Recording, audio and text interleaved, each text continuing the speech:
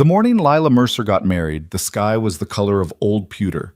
Flat, lightless, the kind of sky that didn't promise anything. She stood at the small window of her family's back bedroom and looked out at the street below, where a few of the town's early risers were already moving around.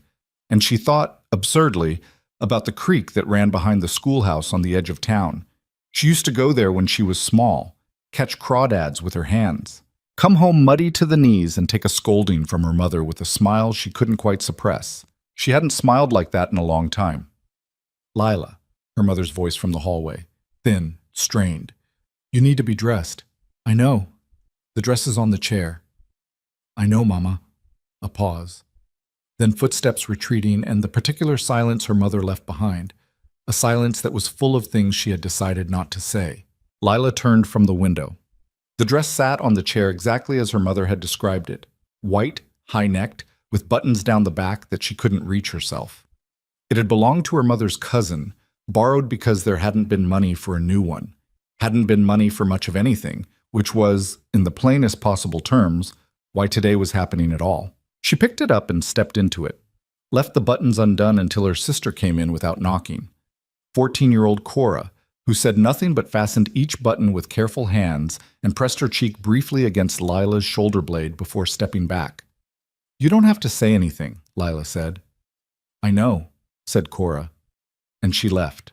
The Mercer house was 2 rooms and a loft on the north end of Copper Ridge, a town that existed mostly because the land around it held decent grazing and because people who ran out of money or options often stopped moving when they hit somewhere that looked like it might sustain them. It had a general store, a church, a livery, a saloon, and enough good ranching land in the surrounding valley to make a handful of men wealthy and the rest merely hopeful. Lila had grown up here. She knew its rhythms and its silences and its particular kind of cruelty, the sort that smiled while it passed judgment. Her father, Thomas Mercer, had not been a bad man. She believed that. Had believed it even when it became clear that he had borrowed money he could not repay, had borrowed it from a man who had a specific kind of patience, the kind that comes from knowing you will collect eventually. He had borrowed it to keep the house, to keep Cora in school, to keep the horse that he needed for the work that was supposed to bring in enough to pay everything back. The math had never quite worked. It hadn't worked for 2 years, and then Thomas Mercer had gotten sick, a lung illness, quiet and persistent, and the math had collapsed entirely. He was not here today. He was in the bedroom at the back of the house, propped against pillows, breathing with effort. He had apologized to Lila 3 days ago, had taken her hand and said, "I'm sorry, girl. I didn't see another way." She had told him she understood. She had meant most of it. The man he had borrowed from was not Dawson Hale. But Dawson Hale had purchased the debt. That distinction mattered to some people. Lila wasn't sure yet if it mattered to her. She'd met Dawson Hale exactly twice before today. The first time was at the general store, maybe 3 years back. He'd come in for rope and axle grease while she was picking up flour, and Mrs. Gaither behind the counter had introduced them the way small-town people introduce strangers to locals, with the particular enthusiasm of someone who considers herself a social bridge. This is Dawson Hale, Lila. He runs the Halcyon spread out east, and Lila had looked at him, a tall man, broad through the shoulders, maybe 32 or 33, with dark hair that needed cutting and the kind of face that didn't give much away. He'd nodded at her. She'd nodded back. That was the entirety of it. The second time was 12 days ago. He had come to the house to speak with her father, or rather, to speak with her mother and with Lila herself, since her father was not well enough to sit upright for long conversations. He had come alone, without a lawyer or a witness, which she'd noticed. He had sat at their table and accepted the coffee her mother offered and set out, in plain and direct language, what he was proposing. He would take on the debt, all of it, and consider it settled. The house would stay in the family. The horse would stay. The medical arrangements her father needed would be covered. In exchange, he was asking for a legal marriage to Lila. Her mother had gone very still. Lila had looked at Dawson Hale across the table and tried to read something in his face that would tell her what kind of man was sitting there, why he wanted this, what he expected. She hadn't found the answer. "Why?" she'd asked, plain as that. He'd looked at her steadily. "I have a ranch. I need someone to help run the household end of it. I don't have time to court anyone, and I don't..." He'd paused, and something moved briefly across his face, like a word he'd reconsidered. I'm not looking for... It wouldn't be that kind of marriage. Not if you don't want it to be. You'd have your own room, your own life, within the bounds of the ranch. I'd provide for you. That's the arrangement. She'd stared at him for a long moment. You're describing a business arrangement. I suppose I am. With my life as the currency. He hadn't flinched at that. With your family's security as the result, he said, but I understand if you see it differently. She had spent the next 11 days not sleeping well, and then she'd said yes, not because she trusted him, but because she'd done the arithmetic, just like her father had done it before her, and she'd arrived at the same bleak answer. The church was small, white-painted, and full when she arrived. Not full because people were happy for her, though some of them were, she supposed, in the distanced way that people feel goodwill toward a situation they find interesting. Full because in a town like Copper Ridge, a wedding like this one was something to see. Dawson Hale didn't socialize much. He was prosperous and largely alone, and people had opinions about him, about the way he ran his operation, about the land disputes he'd had with a couple of neighbors over the years, about why a man like that had never settled down. Some of those opinions were spoken out loud, and some of them lived in the spaces between polite conversation. And Lila Mercer now, people knew her family's situation. They knew about Thomas and the debt. It didn't take much imagination to understand the arithmetic. She walked in on her mother's arm. Cora was behind them, carrying a small bunch of dried wildflowers because there hadn't been fresh ones. The whole room turned. Lila kept her face composed, which took more effort than she would have liked to admit. She looked straight ahead, toward the front of the church, toward the preacher and the man standing beside him. Dawson Hale had made an effort. He wore a dark jacket, a clean shirt, a tie that had probably been tied in front of a mirror with some care. His hair was still a bit long, but it was combed. He stood with his hands at his sides and watched her come up the aisle with an expression she couldn't decode. Not cold, not warm.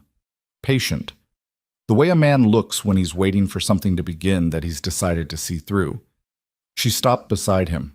He said quietly, for just the two of them, "You look," and then seemed to catch himself and said instead, "You made it." "I said I would," she said. He nodded, once. Something in him settled, marginally. She faced forward.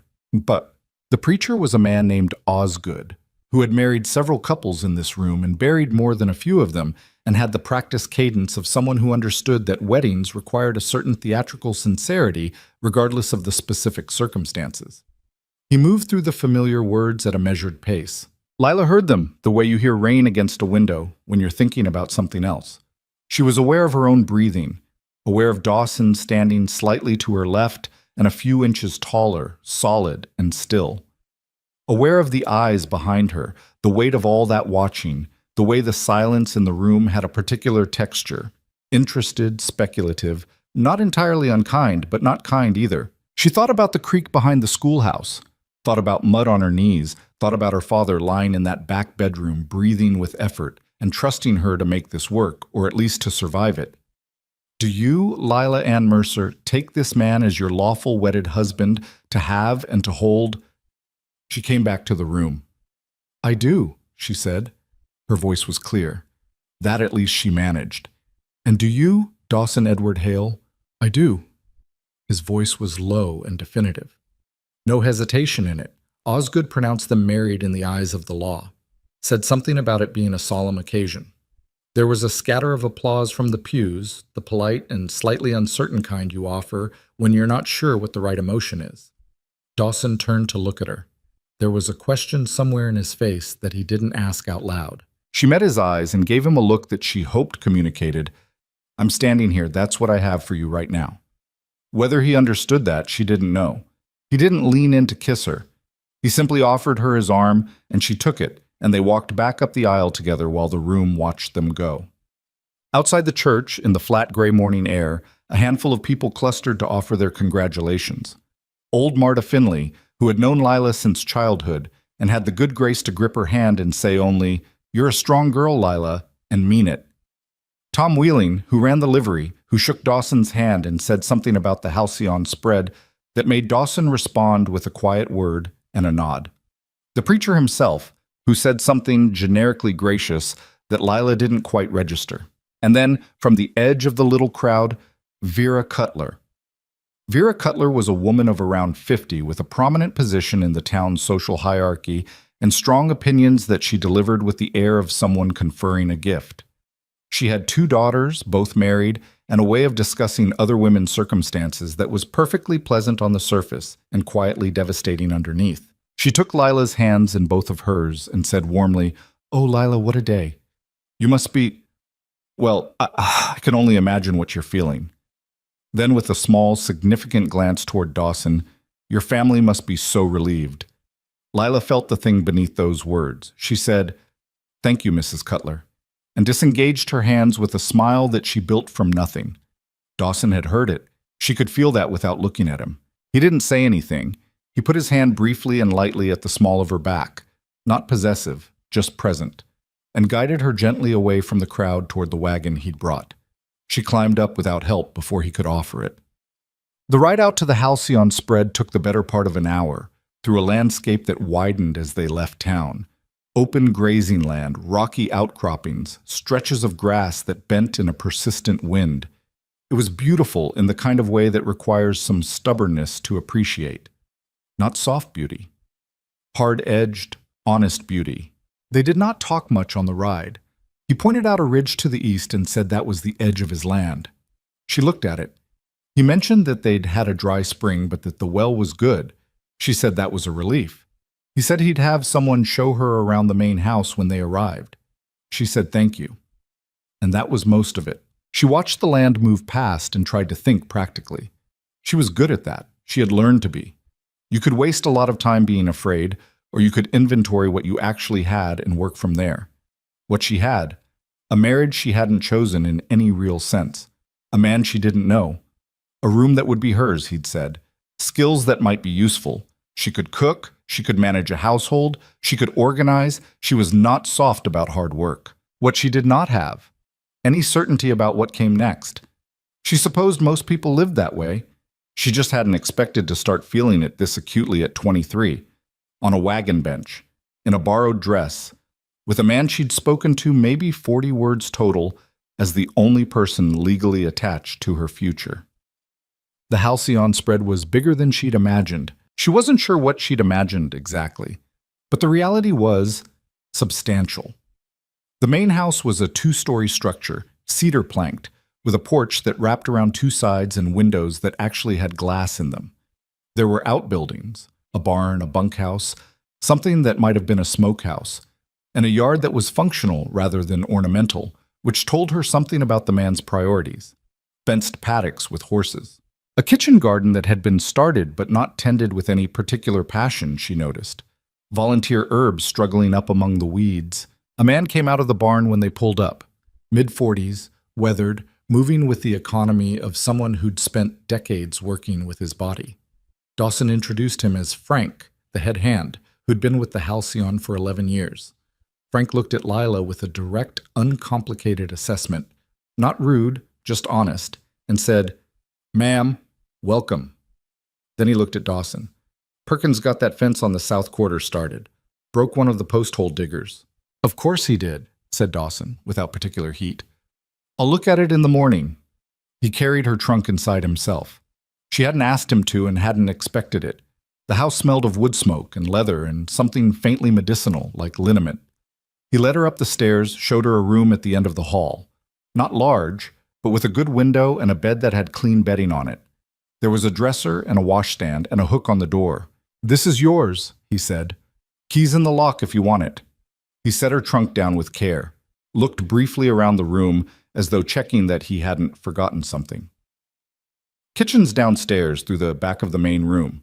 Breakfast is usually at 6, but there's no... it doesn't have to be. That's just when I'm usually up." "6 is fine," she said. He nodded, stood there for a moment with what she was coming to recognize as his characteristic quality, containment. Everything held back a step or two behind whatever he showed. "If you need anything," he said, I'll be in the study or in the barn." "All right." "You don't have to... That's tonight, I mean." He stopped, started again, less smoothly. I meant what I said. The room is yours. She looked at him steadily. I know, she said. I heard you the first time. Something shifted in his face. Not hurt. More like he'd been waiting to find out how this particular exchange would land, and now he knew. He gave a short nod and left, pulling the door partway closed behind him. She stood in the middle of the room and listened to his footsteps go down the hall, then the stairs, then silence. Through the window she could see the yard, the barn, a strip of darkening sky.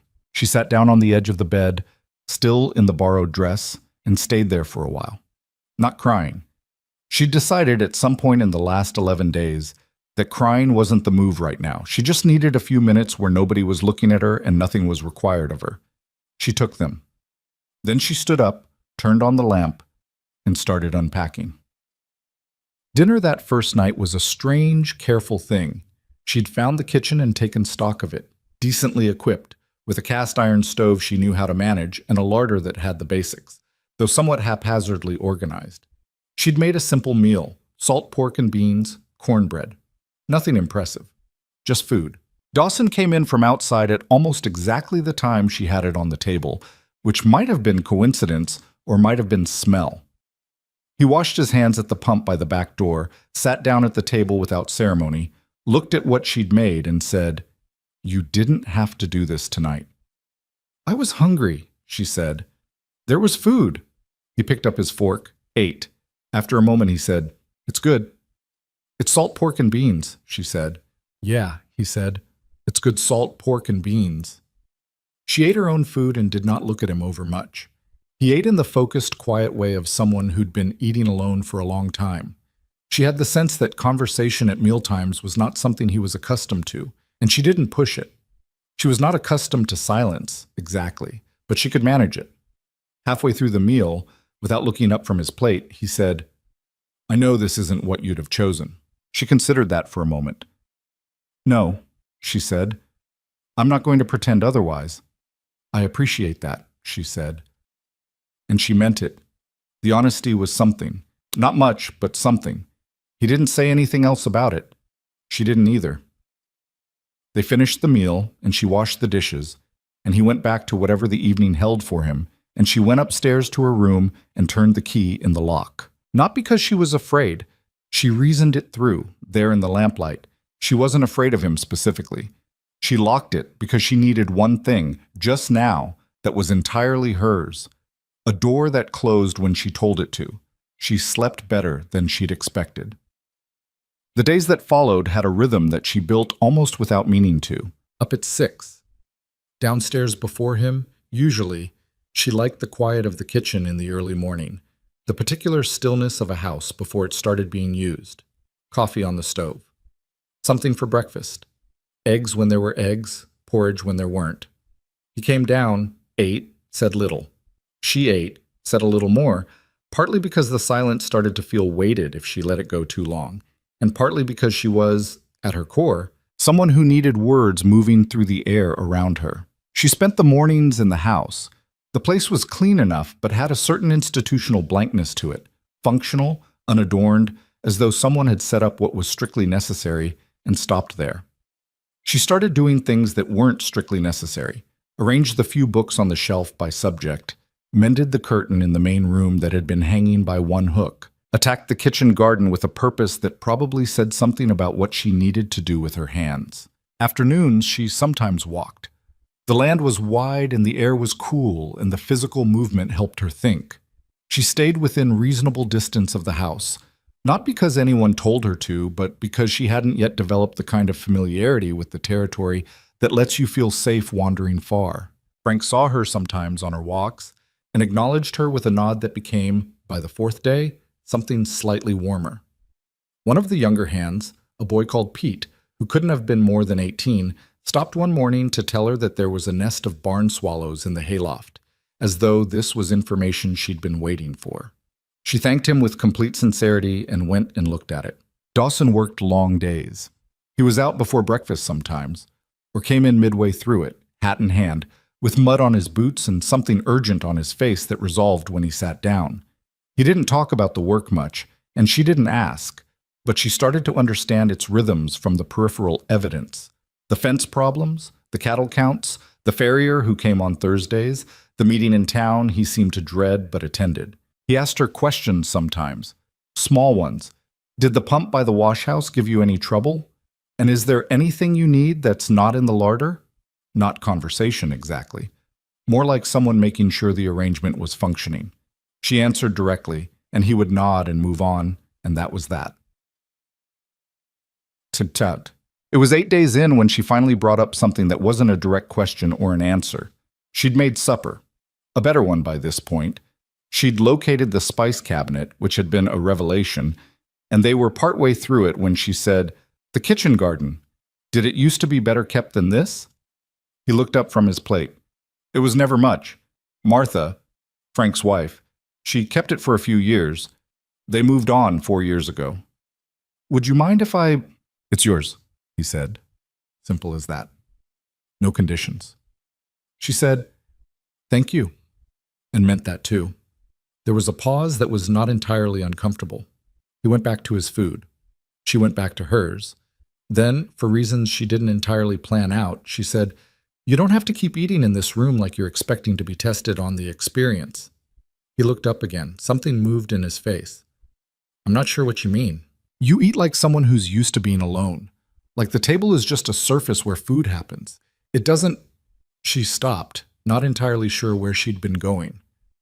"It doesn't have to be like that, is all I'm saying." He was quiet for a moment. "I've eaten alone for a long time," he said finally. "I know," she said. "I'm not criticizing. I'm just saying it doesn't have to be that way now, if you want." He looked at her for a few seconds more than was strictly neutral. Then he said, "All right." It wasn't an explosion of warmth.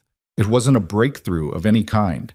But the next night, over supper, he told her, unprompted, that the south quarter fence was going to take another week because the ground was still too hard in places, and that Pete had managed to get himself wedged somehow between the barn door and a fence post, and the kid still couldn't quite explain how. She laughed, just a small one, unprepared for it. He looked surprised that she'd laughed, and then not surprised, and then something she didn't have a word for yet, something that had to do with an expression you make when you've heard a sound you didn't know you'd been waiting for. She looked back down at her plate. The warmth in her chest was small and cautious, like a match held in wind. She did not trust it, but she noticed it. On the 11th night, she was sitting at the kitchen table with a cup of tea that had gone slightly cold, working through the household accounts. He'd given her access to them at her request, because she'd asked what the budget was for provisions, and he'd simply handed her the whole ledger with a faintly uncertain expression, as though unsure if that was more than she'd wanted, when she heard him on the stairs. He stopped in the kitchen doorway. She was in lamplight. He was half in shadow. "Working late," he said.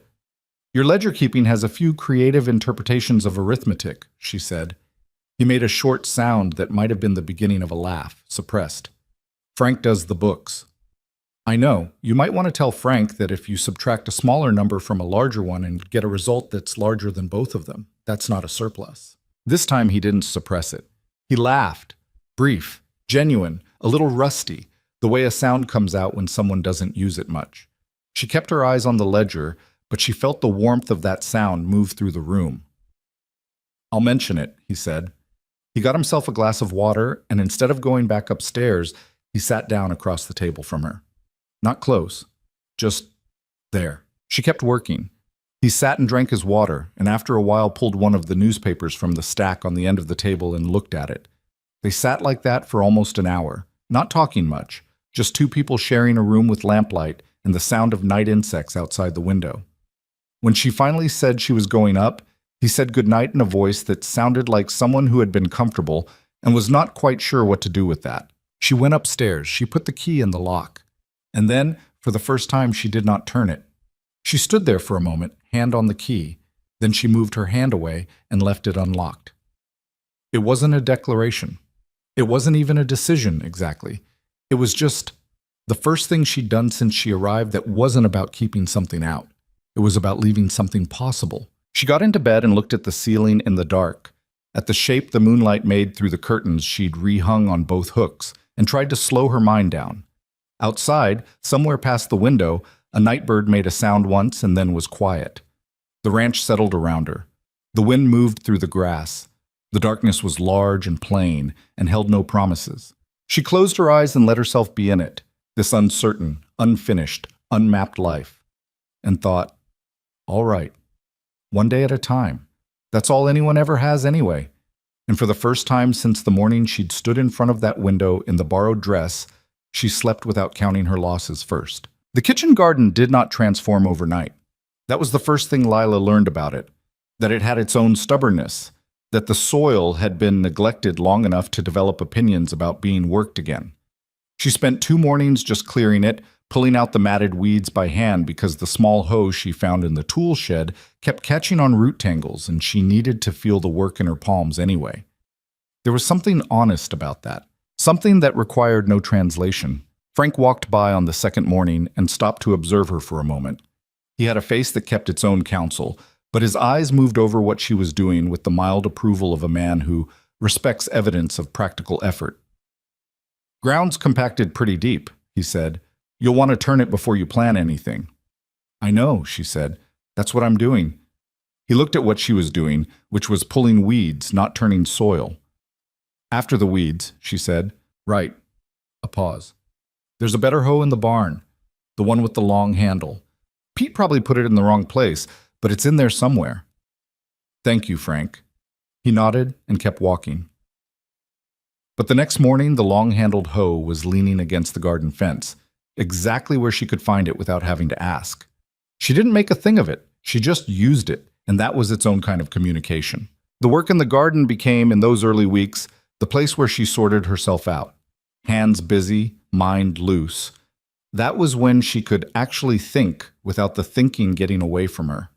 She thought about her mother, about how Cora's school fees were now handled through the arrangement, and whether Cora understood what that had cost. She thought about her father in the back bedroom, thought about the particular way he'd looked when she'd left for the church, like a man holding a wound closed with his bare hand. She thought about what it meant to be here, on this specific piece of earth, with this specific man who knocked on the kitchen doorframe every morning like he was checking that the house was still occupied. She did not spend much time thinking about whether she had made the right choice. That road went nowhere useful. She was here. Here was what mattered. Dawson Hale, she was learning, was a man of routines, not rigid ones. The land didn't allow for rigidity, but patterns. He was up before 6 most mornings. He checked on the horses first, before breakfast, every day without fail, the way other people checked in on family. He took his coffee black and too hot, and drank it standing up, usually looking out the window above the sink, which she privately thought was a strange place to stand and drink coffee, but she said nothing about it. He had a study off to the main room that was dense with papers and maps, and things that looked like they'd been set down temporarily several years ago. She had not offered to organize it, and he had not asked her to, and she considered that a reasonable arrangement. He had opinions about the cattle and very few opinions about anything else that he shared voluntarily. He was not unfriendly. He was contained, as though somewhere along the way he'd learned that keeping things inside was safer than the alternative and had never quite got the lesson undone. She didn't push. She had her own things she kept inside, and she knew the particular value of not being prodded at. What she did do was talk, in the way that fills a room without demanding a response. She would say things at dinner, about the garden, about something Pete had done that was both useless and oddly charming, about a passage in the book she'd found on the shelf, and she would say them into the room rather than directly at him, the way you'd open a window for air without requiring the air to come in any particular direction. And he would listen, or seem to, and sometimes he would respond with 2 or 3 words that had actual content, and she would build on those words carefully, the way you build a fire when the wood is damp. It was on a Tuesday, perhaps 3 weeks in, that he offered something without being asked. They were at supper. She'd made a stew that had taken most of the afternoon, and the kitchen still held the warmth of the cooking.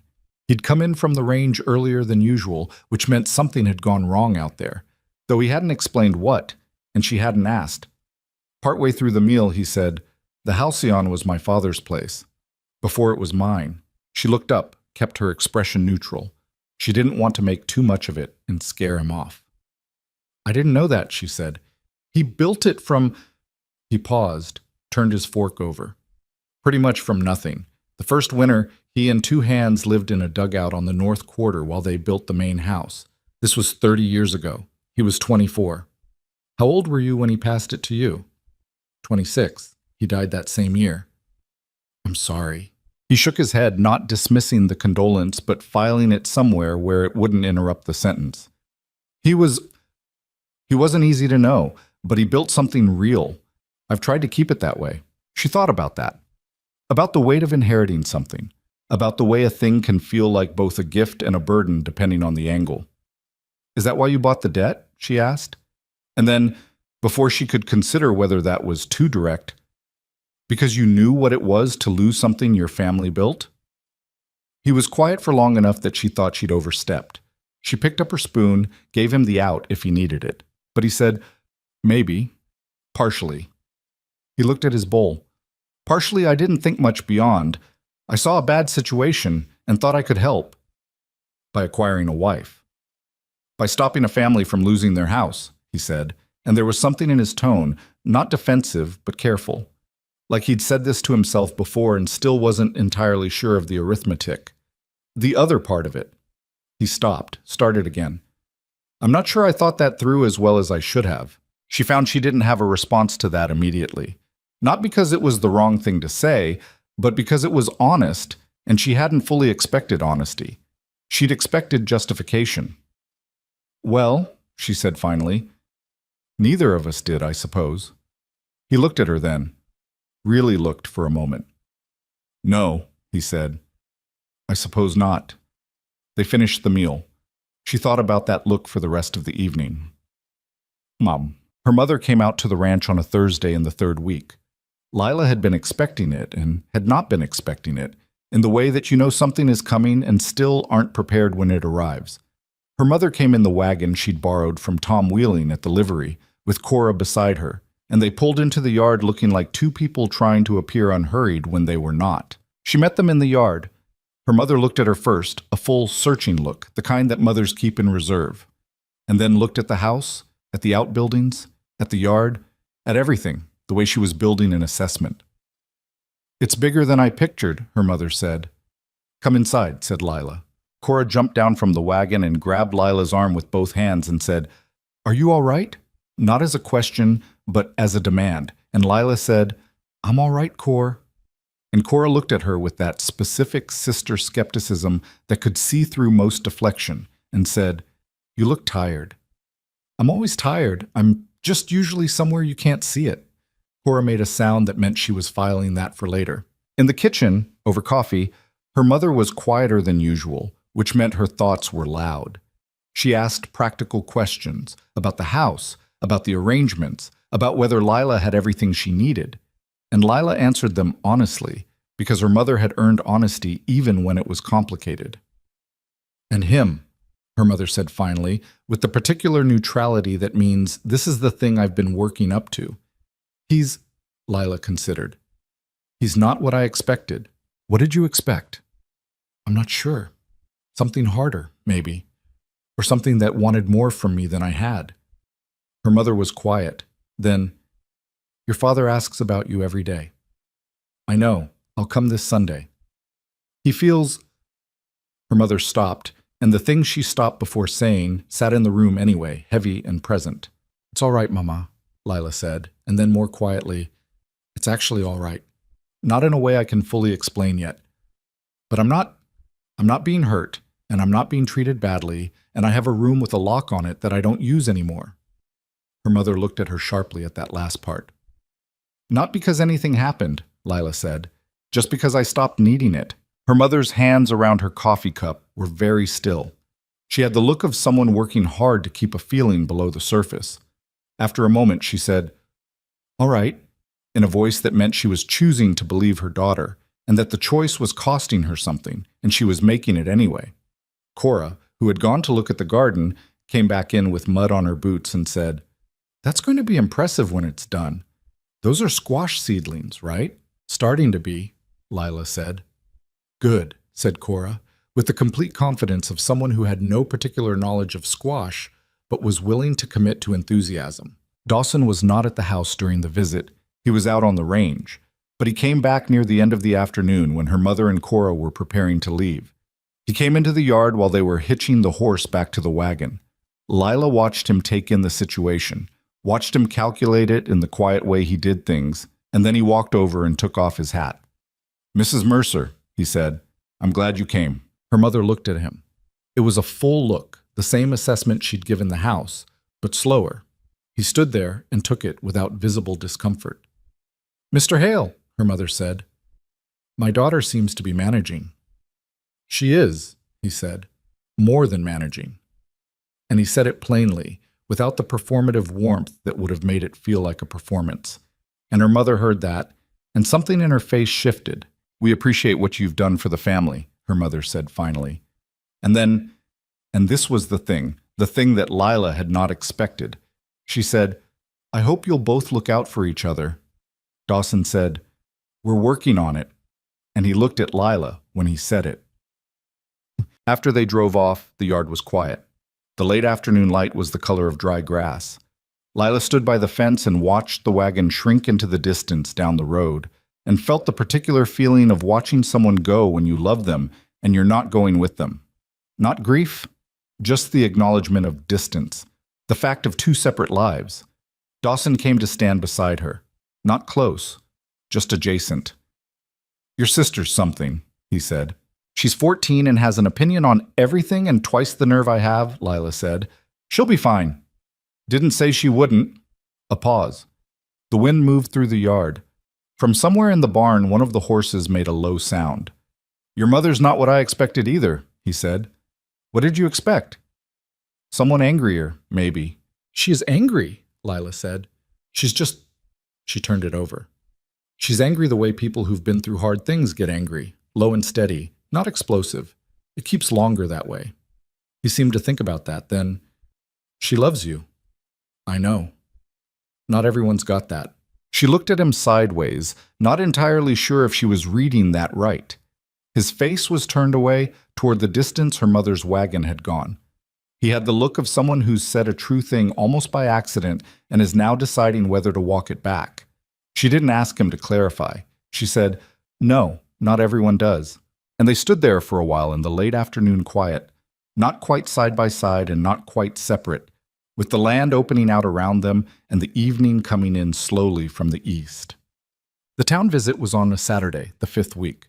She hadn't been back to Copper Ridge since the morning of the wedding, hadn't especially wanted to, but there were things she needed from the general store that couldn't wait, and she had asked Dawson if she could take the smaller wagon on her own, and he had said yes without hesitation, and given her a sum from the household account that was more than she'd asked for, and said to get whatever she thought was needed. She drove in alone.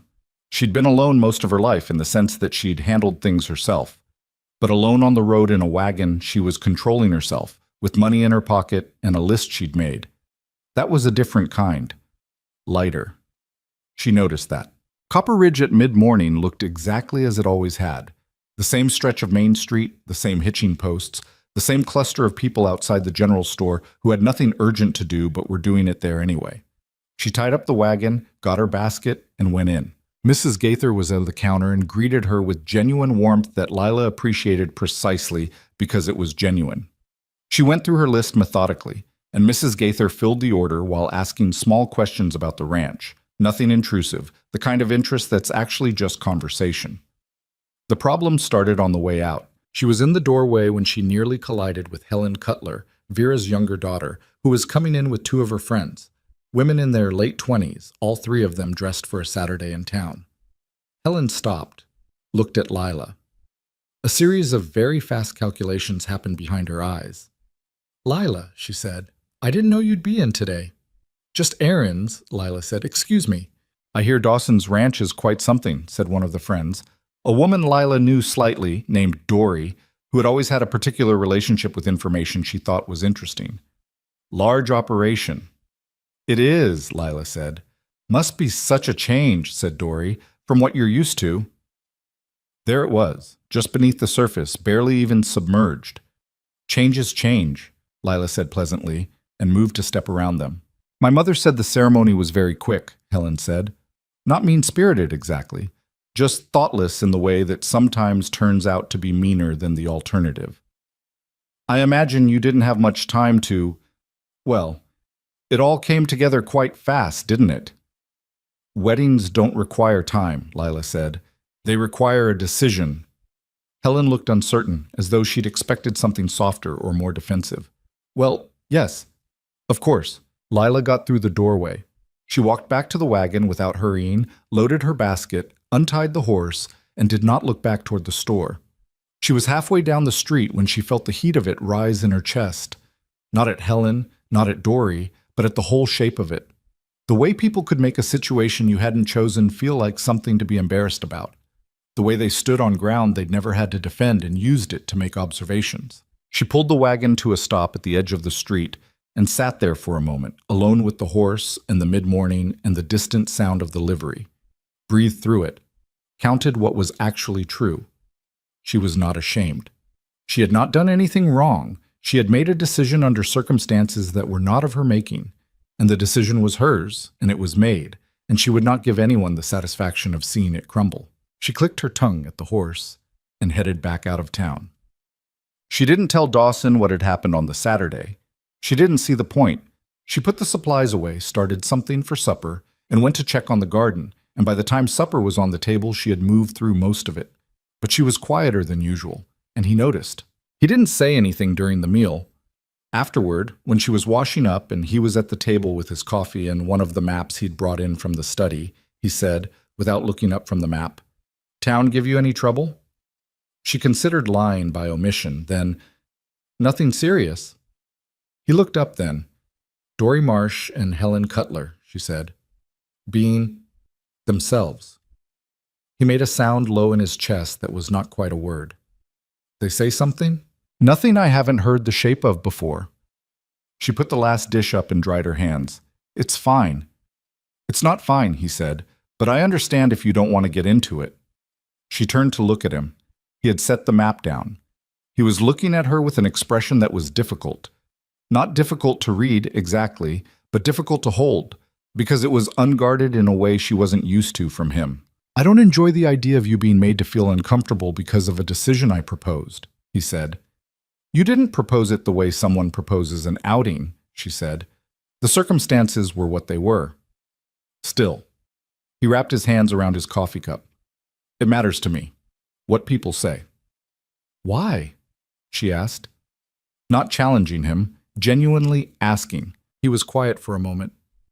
"Because you're here. Because you—" He stopped, tried again. "Because you're my wife. And I understand that that word means something different between us than it usually does. But whatever it means, the fact that people would make you feel small because of it, that matters to me." She leaned against the counter and looked at him. The lamp was on the table beside him, and it put a warm light on half his face, and he looked tired, she realized. Not just from the work, from something longer than that. "I'm not small," she said. "I know you're not," he said. "That's the thing." She pushed off from the counter and said, "I'm going up." "All right." At the doorway, she stopped. She wasn't sure why.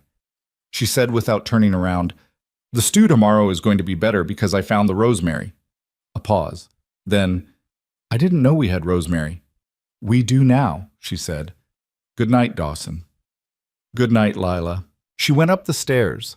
Behind her, in the kitchen, she heard him sit with his coffee for a while longer, not moving, just there.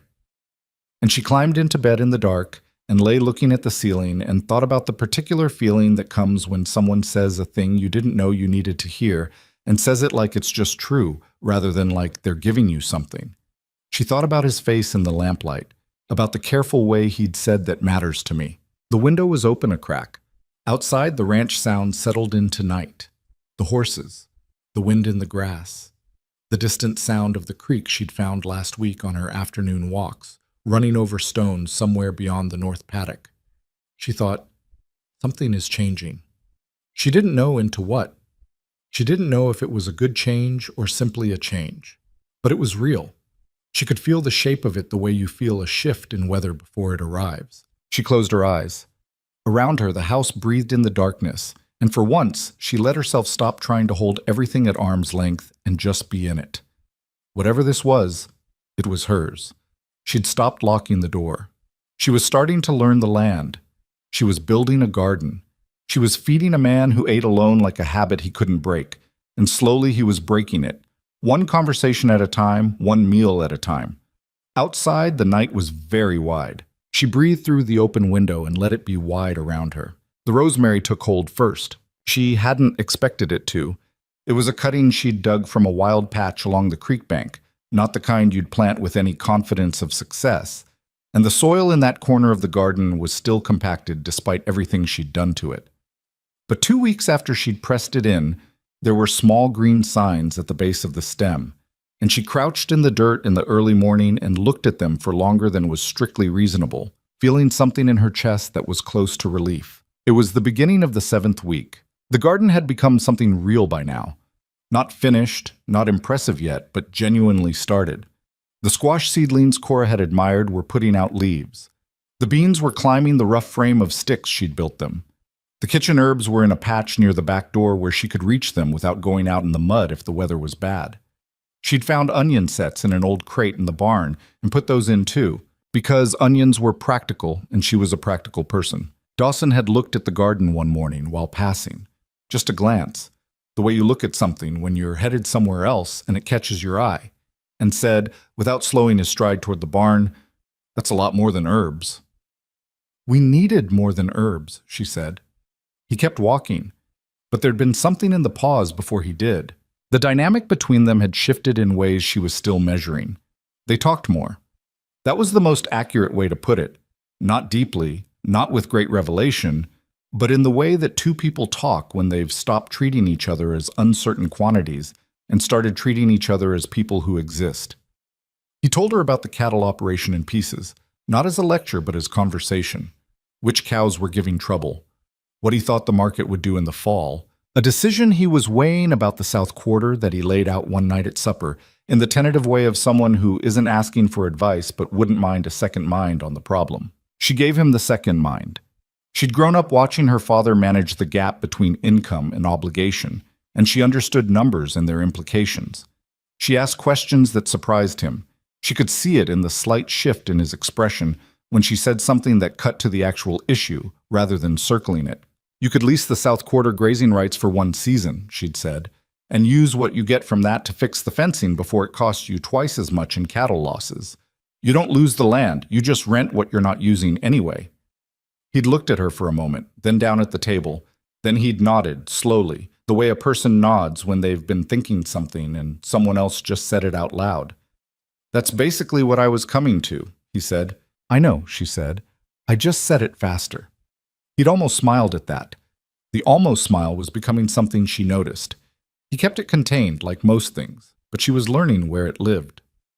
Frank's opinion of her had evolved into something she could only call respect, which was not something Frank distributed lightly. She knew this because Pete mentioned it, with the innocent transparency of the young, one morning when she brought out water to the hands working the fence on the near paddock. "Frank says you've got a good head," Pete reported, as though this were news she needed delivered immediately. "Frank is generous," she said. "Frank isn't generous," said Pete, with great certainty. "Frank told me last week that my knot tying was an embarrassment to rope." "Both things can be true," she said. Pete considered this with the earnest concentration of someone encountering a philosophical possibility for the first time. She liked Pete. He was guileless in the way that some very young people are before the world teaches them otherwise, and she hoped, mildly, that the world would take its time with that particular lesson. She was, in the 7th week, less lonely than she had expected to be. That surprised her. She had thought the isolation of the ranch would be harder. She was a person who needed people, or had thought she was, but it turned out what she needed was not many people, but real ones. Frank was real. Pete was real, if simple.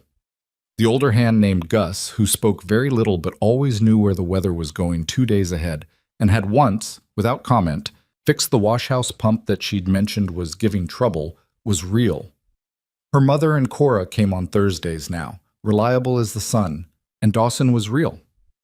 More real every week, in the way that someone becomes real when you stop seeing them as a role and start seeing them as a person with a specific way of holding their coffee cup and a specific look they get when something on the ranch isn't going right, and a specific quality of silence that is different from other silences. What she did not know was what to do with any of that.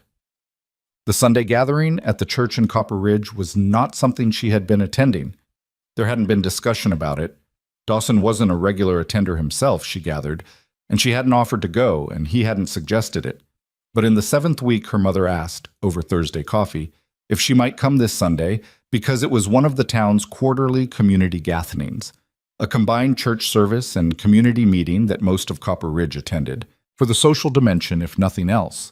And her mother wanted her there. "Your father is better this week," her mother said. "Not much, but some. He wanted to come himself, and he can't, but he asked me to tell you. He'd like to hear that you were there, part of things." Lila said yes because her mother asked, and her father wished it, and those were reasons she couldn't argue with. She told Dawson that evening. He was at the table with his ledger, his version of the ledger, which bore almost no resemblance to the corrected one she'd made, and he looked up when she mentioned it. "You want to go?" he said. Not a question, just an inventory. "My mother asked. My father—" She stopped. "He's not well enough to attend, and I think it would mean something to him if I went." "Of course," Dawson said. No hesitation. "Take the wagon. I can drive you if you need—" "I can drive myself," she said. "But thank you." He looked at her for a moment. "I'll come." She hadn't expected that. "You don't have to." "I know I don't have to." He turned back to the ledger with a finality that didn't invite argument. "I'll come." She went back to the kitchen without responding and stood at the counter for a moment thinking about that. About the thing that was or wasn't behind it. About the particular way he'd said, "I know I don't have to." As if her saying "you don't have to" was itself the thing that decided him. The Sunday community gathering was exactly what she'd remembered from years of attending as a child. The church hall opened out into the adjoining yard, tables set up along the wall with food people had brought, chairs arranged in clusters, the particular sound of many conversations happening simultaneously in a closed space. The service itself was brief and practical, as Osgood tended to run them, and then it opened into the social hour, which was where the real business of the town happened. She came in with Dawson beside her and felt the room adjust. Not obviously. No one stopped talking. No one pointed. But there was a subtle redistribution of attention, the way water moves when you put something into it. She had dressed carefully. Not to impress. To be impervious. There was a dress she'd brought from home, deep blue, that she wore on occasions that required her to feel like herself rather than a role, and she wore it now. She kept her chin level and her expression open, and she moved through the room with her mother when she found her, and let herself be absorbed into the ordinary business of being a woman in a community that held opinions about her. Dawson spoke to people he knew, ranching men mostly, a brief exchange with the county land assessor, a longer conversation with a man named Garrett, who apparently had the neighboring spread to the Halcyon's north side. She moved through the room on her own trajectory, and they circled each other at a distance, which was comfortable. For the first hour, it was fine. Then the second hour settled in, and the food had been eaten, and the general talk had moved into smaller clusters, and Lila found herself near the side of the room, close to a group of women she had known her whole life. Vera Cutler, her daughter Helen, Dory Marsh, and two others. They were discussing something that at first she couldn't hear, and then, as she moved nearer to set her plate down on the side table, she could. Well, what can you expect, really, when the whole thing was done as a business transaction?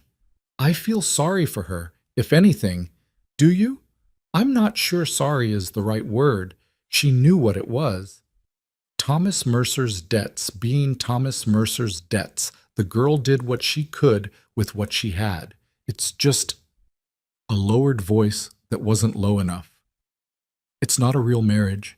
It's an arrangement. Everyone in this room knows it. Dawson Hale purchased himself a housekeeper is what he did, with extra legality.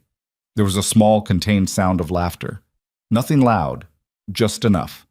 Lila set the plate down on the table and stood very still. She had heard things like this before. She had heard the shape of this in Dory Marsh's voice outside the general store, in the particular way Mrs. Cutler had held her hands at the wedding. She had told herself it didn't matter, that she knew her own truth, that people with nothing substantial to think about will fill the space with this kind of thing. All of that was true. And it landed anyway. The heat rose in her chest in a way that she could not talk herself out of in the moment. She picked up her plate, turned, and nearly walked into Vera Cutler herself, who had shifted position and was now less than 3 feet away, mid-conversation, and who stopped when she saw Lila's face. Everyone near them went quiet. Not the whole room, but enough. Vera Cutler's face did a complicated thing, social alarm dressed as sympathy. "Lila," she said, "I didn't see you there." "I know," said Lila. The silence around them had a texture. She felt it on her skin. Later, she would not be entirely sure what she decided in that moment, whether she decided anything or whether it was simply what came out when something held too long finally reaches its limit. "I heard what you were saying," she said. Her voice was level. She hadn't planned the level. It was just what came out even. I expect most of the room did if they were paying attention. Vera's social alarm sharpened. "Lila, we were just discussing my marriage," Lila said. "Yes, I know." She looked at the group of them. Helen, Dory, the others. She didn't raise her voice. She had found, in that moment, that she didn't need to. "I understand the interest. It's unusual. The circumstances were unusual, I'll give you that." No one spoke. "But I want to be clear about something," she said. "Because I think there's a story being told in this room about who I am and why I'm here, and it doesn't have anything to do with me. Not really. It has to do with you. With what makes you comfortable. And I'm not interested in being comfortable for your sake." Vera opened her mouth. "I came here today because my father is ill, and my mother wanted me here, and I have as much right to be in this room as anyone else." She looked steadily at Vera Cutler. "I have not done anything wrong. I have not been bought, and I am not a housekeeper, and whatever my marriage is or isn't is mine and my husband's, and no one else is accounting." She picked up the plate she'd set down and walked away from the group, across the room, through the open side door into the yard, where the air was cooler and less dense with other people's opinions. She stood at the edge of the yard and breathed. Her hands were not entirely steady. She heard the door behind her and turned, expecting her mother. It was Dawson. He came out and stood beside her and looked at the yard and the road beyond it and did not immediately say anything. She could see from the set of his jaw that he had heard at least part of what had happened inside. "I didn't need you to," she started. "I didn't come out here to rescue you," he said. "You didn't need rescuing." She looked at him. "Then why?" He was quiet for a moment. "Because I didn't want to stay in there," he said, "with them." The afternoon light was flat and pale, the kind that comes after the heat of midday starts to ease. Somewhere beyond the churchyard, a dog was barking at something distant and invisible. She said, "I might have made things worse." "How?" "Said things in front of half the town." "You said true things," he said. "In front of half the town." She shook her head slightly. "That's not always the same as making things better." "No," he said. "It's not." He looked at the road. "But it's not always worse either." She felt the shaking in her hands ease. Not because it was resolved. Nothing was resolved. And she knew that the room inside would be discussing this for weeks, that she had given them a new chapter in the story they were already telling. But because standing in the yard with the flat afternoon light and the distant dog and Dawson standing solidly beside her, she felt, for the first time all day, like she was standing on ground that wasn't going to shift under her. "We should go back in," she said. "Probably," he said. He didn't move immediately. "Or we don't. My mother is in there." "Your mother can handle herself." She almost laughed. "She really can." He looked at her. His face was doing something she'd seen traces of before, the expression that came when he was working out whether to say a thing. She had learned to wait when that happened. "What they said," he said finally, "in there, about it being a transaction. Dawson, let me." He looked back at the road. They're not entirely wrong about what it started as.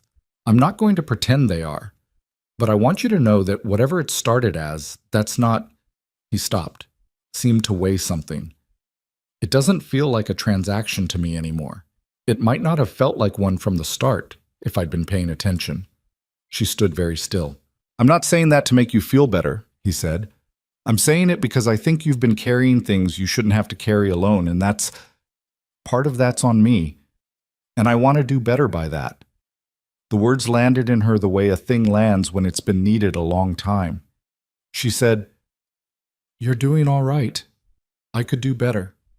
"Yes," she said, "probably. So could I." Something in his face relaxed by a degree that she felt more than saw.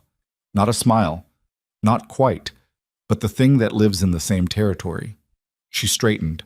"Okay," she said. "I'm going back in." "I know you are," he said. "Are you coming?" He looked at the door. The sounds of the room drifted out through it, the blended noise of Copper Ridge doing what it did. "Yes," he said, and then, "Walk in with me." She looked at him. "What do you mean?" "I mean, walk in next to me," he said simply. "Not because they need to see anything, because I'd like—" He stopped. "Because we're here together, that's all." It was a small thing. She understood that. It was a small, ordinary thing that people did when they were in a room together and meant to be there together. It was not a proclamation. It wasn't a declaration of anything except, "We are here and we are not pretending otherwise." She moved to stand beside him. He opened the door. They walked back in. The room did its subtle water-adjusting thing again. She felt the eyes. She did not flinch from them. She found her mother, who looked at her with a measuring expression, and then said quietly, "I heard." "I expect everyone heard," Lila said. "Are you all right?" "I'm fine, Mama."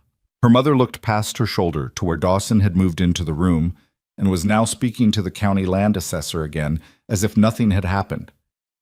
"He came outside after you," her mother said. "I know." "He didn't have to." "He said the same thing," Lila said.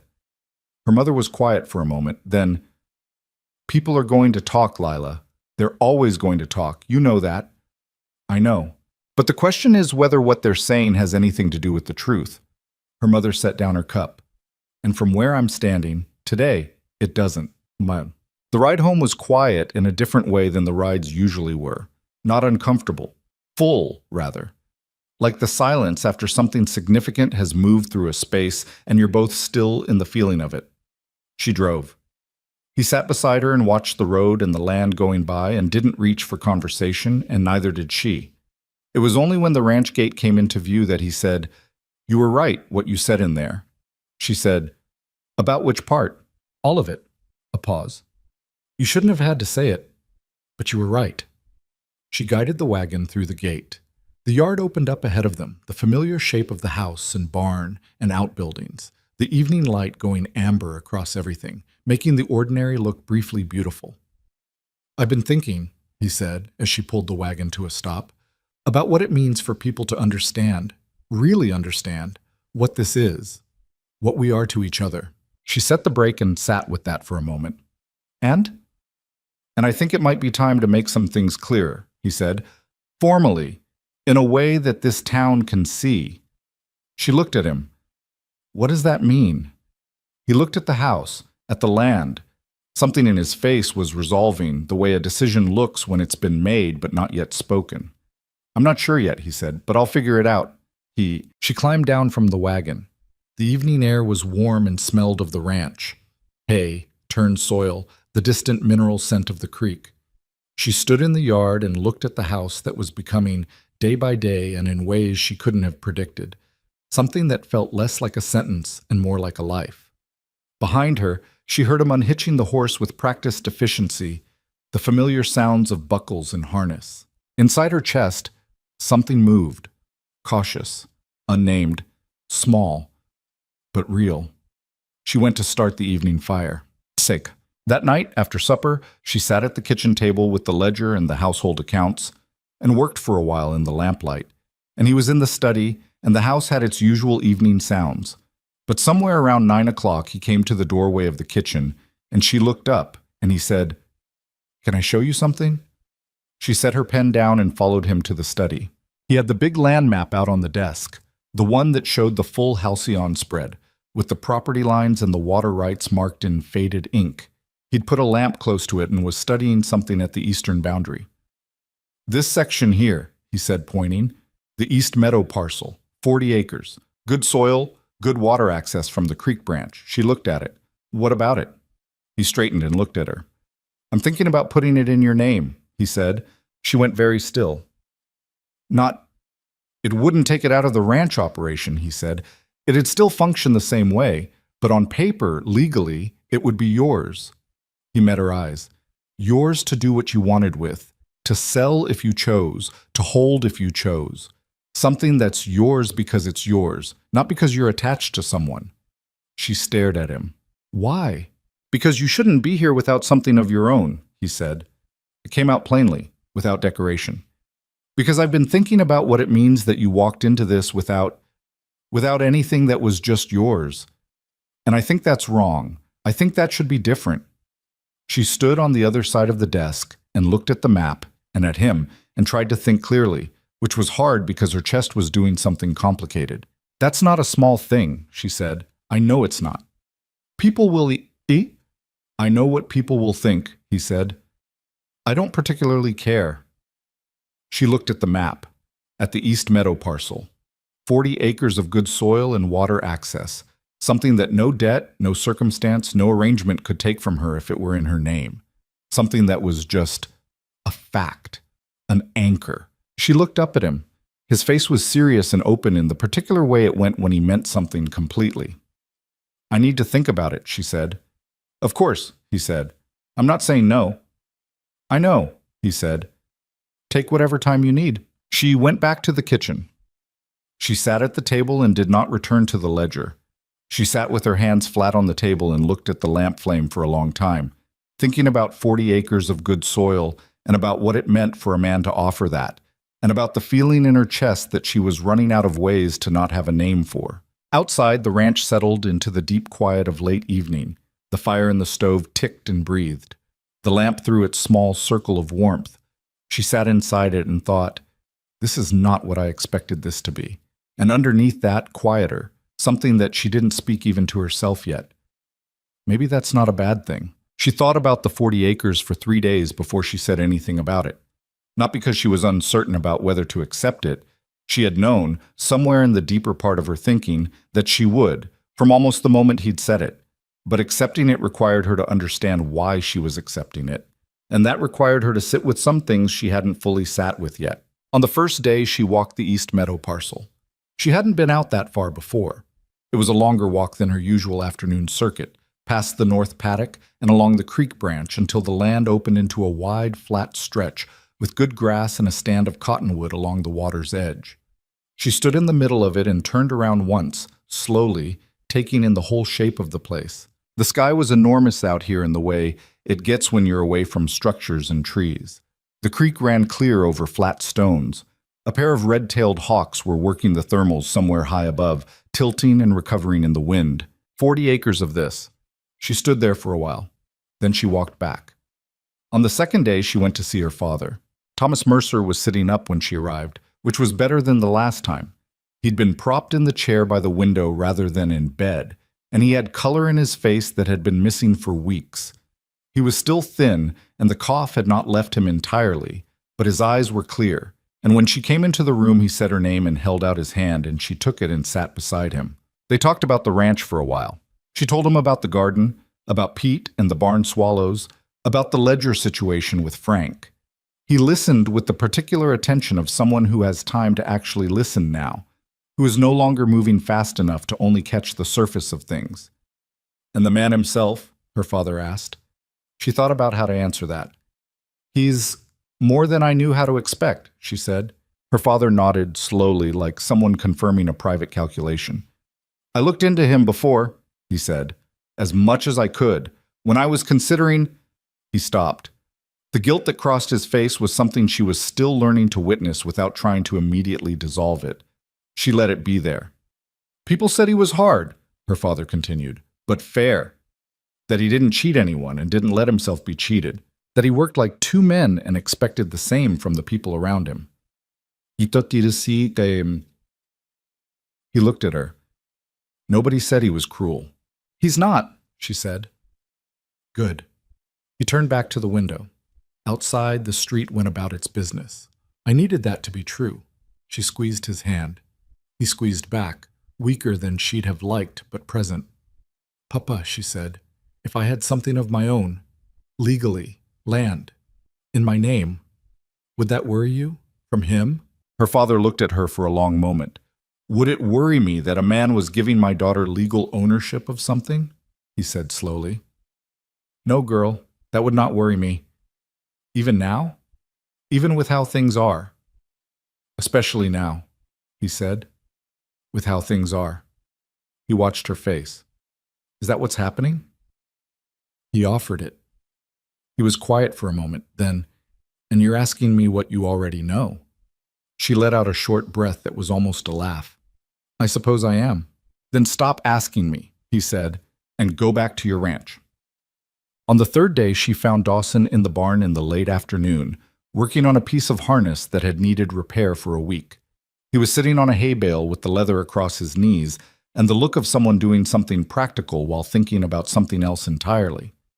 She sat down on the hay bale across from him without preamble. He looked up. "The East Meadow," she said. "Yes. I want to accept it, but I want to understand something first." He set the harness down, gave her his attention completely, the way he did when he decided something mattered. "Are you doing this because of what happened at the church?" she asked. "Because of what those women said?" He considered the question as seriously as she'd asked it. "Partly," he said, "but only partly." "What's the other part?" "The other part is that I should have thought of it sooner." He picked up the harness again, turned it over in his hands without actually working on it. "You came here with nothing that was yours except what you'd carried from before. I didn't think hard enough about what that meant. When I made the proposal, I was thinking about the arrangement, about what each side gets. I wasn't thinking about what it meant for you to be here without any ground under your feet that you could claim as yours alone." She sat with that. It was honest. She could feel that it was honest, not polished, not designed to impress.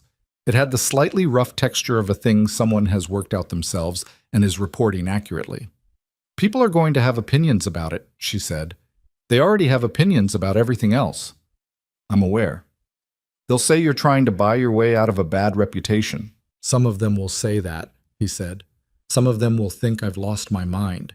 Frank will think it's very irregular and not say so, but make the face he makes." A pause. "I don't particularly care what they say. I care what you think." She looked at him. His face was turned slightly toward the barn door, the late afternoon light coming through at an angle, and she could see the tiredness in it. Not the physical kind, but the longer kind, the kind that accumulates in people who have been inside their own heads for a long time without adequate company. "I think yes," she said. He looked at her. "I think yes," she said again, more simply. "And I think thank you, and I think it matters to me that you thought of it, not just that you did it." Something in him settled. She could see it happen, the particular relaxation of someone who has been waiting for an answer and has now received it. "All right," he said. "All right," she agreed. He picked up the harness and went back to working on it. She sat for another few minutes in the barn, in the hay and leather smell of it, listening to the horses move in their stalls and the distant sound of the hands finishing up for the day outside, and felt not happy, exactly. That was too simple. She felt something more complicated than happy, something that included the awareness of how far she'd come from the morning of the wedding, from the borrowed dress and the borrowed flowers, from the key she'd turned in the lock and then stopped turning. She got up and went to start supper. The paperwork took 10 days to arrange because the county land office was in the next town, and the county recorder had particular hours and a particular pace. Dawson handled the logistics with the attorney he used for ranch business, a man named Albright, who came out to the halcyon on a Wednesday morning and sat at the kitchen table with his documents and his pen and his professional neutrality. Lila was at the table when he arrived. Dawson introduced her without ceremony. "This is my wife. The transfer is going to her." Albright looked at her with the measured look of a man who has seen many arrangements in his career and keeps his opinions about them filed separately from his professional function. "Mrs. Hale," he said, "I have the deed documents here. You'll need to sign in 2 places. Mrs. Hale." She still did not quite have a relationship with that name. It arrived at her like something that belonged to someone else, and she was borrowing it temporarily. But she took the pen when Albright offered it, and she signed where he indicated, and she watched him complete his portion and stamp and witness the pages. And when it was done, he said, "The transfer will be recorded at the county office within the fortnight." From that point, the East Meadow parcel of the Halcyon spread is titled in your name. But you hold eyes.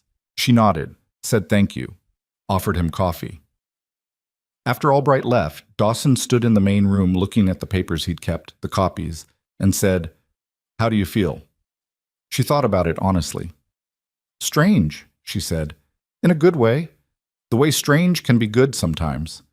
He folded the papers carefully and put them in the desk. "It'll feel more real once it's recorded." "I know," she paused. "Dawson." He looked at her. "I don't have a way to...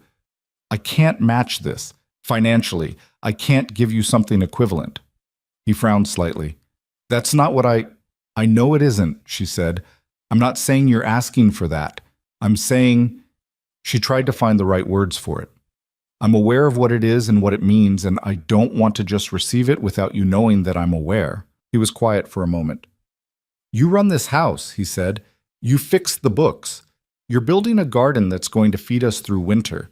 You came here when you didn't have to, or rather, when you felt like you had no choice, and you built something out of it rather than going under.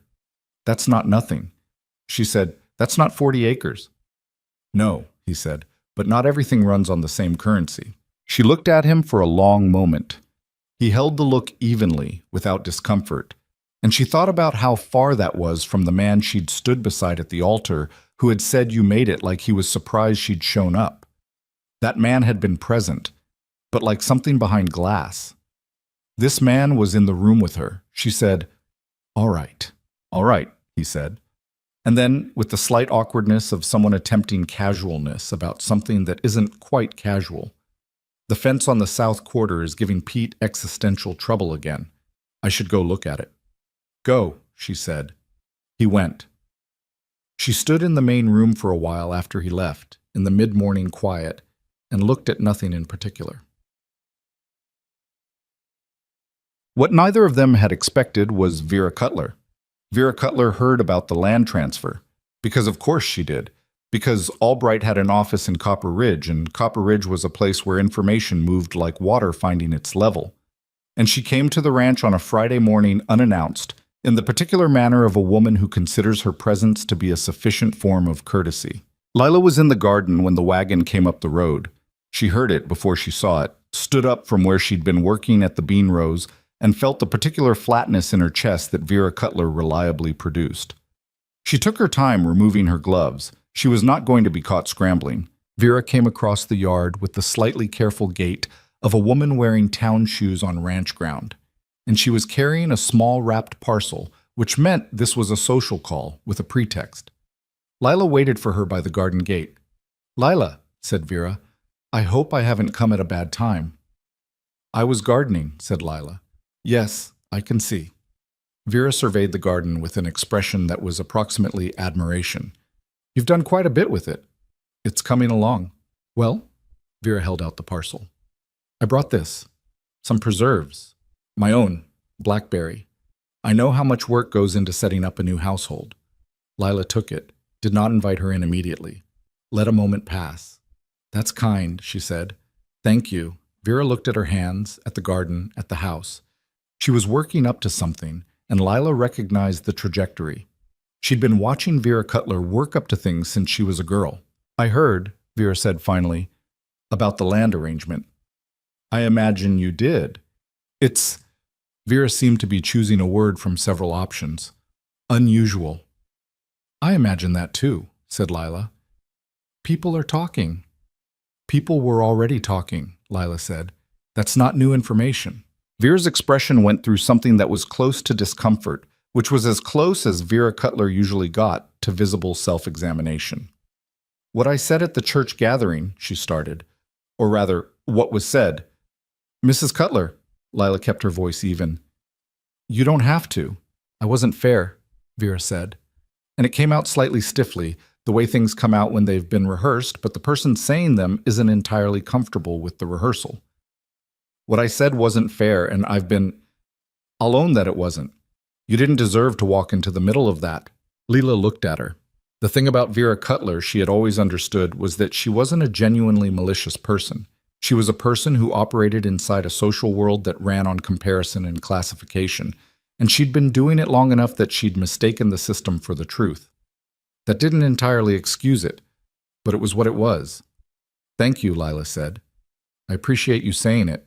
Vera seemed to have expected more resistance, and the lack of it produced a brief uncertainty.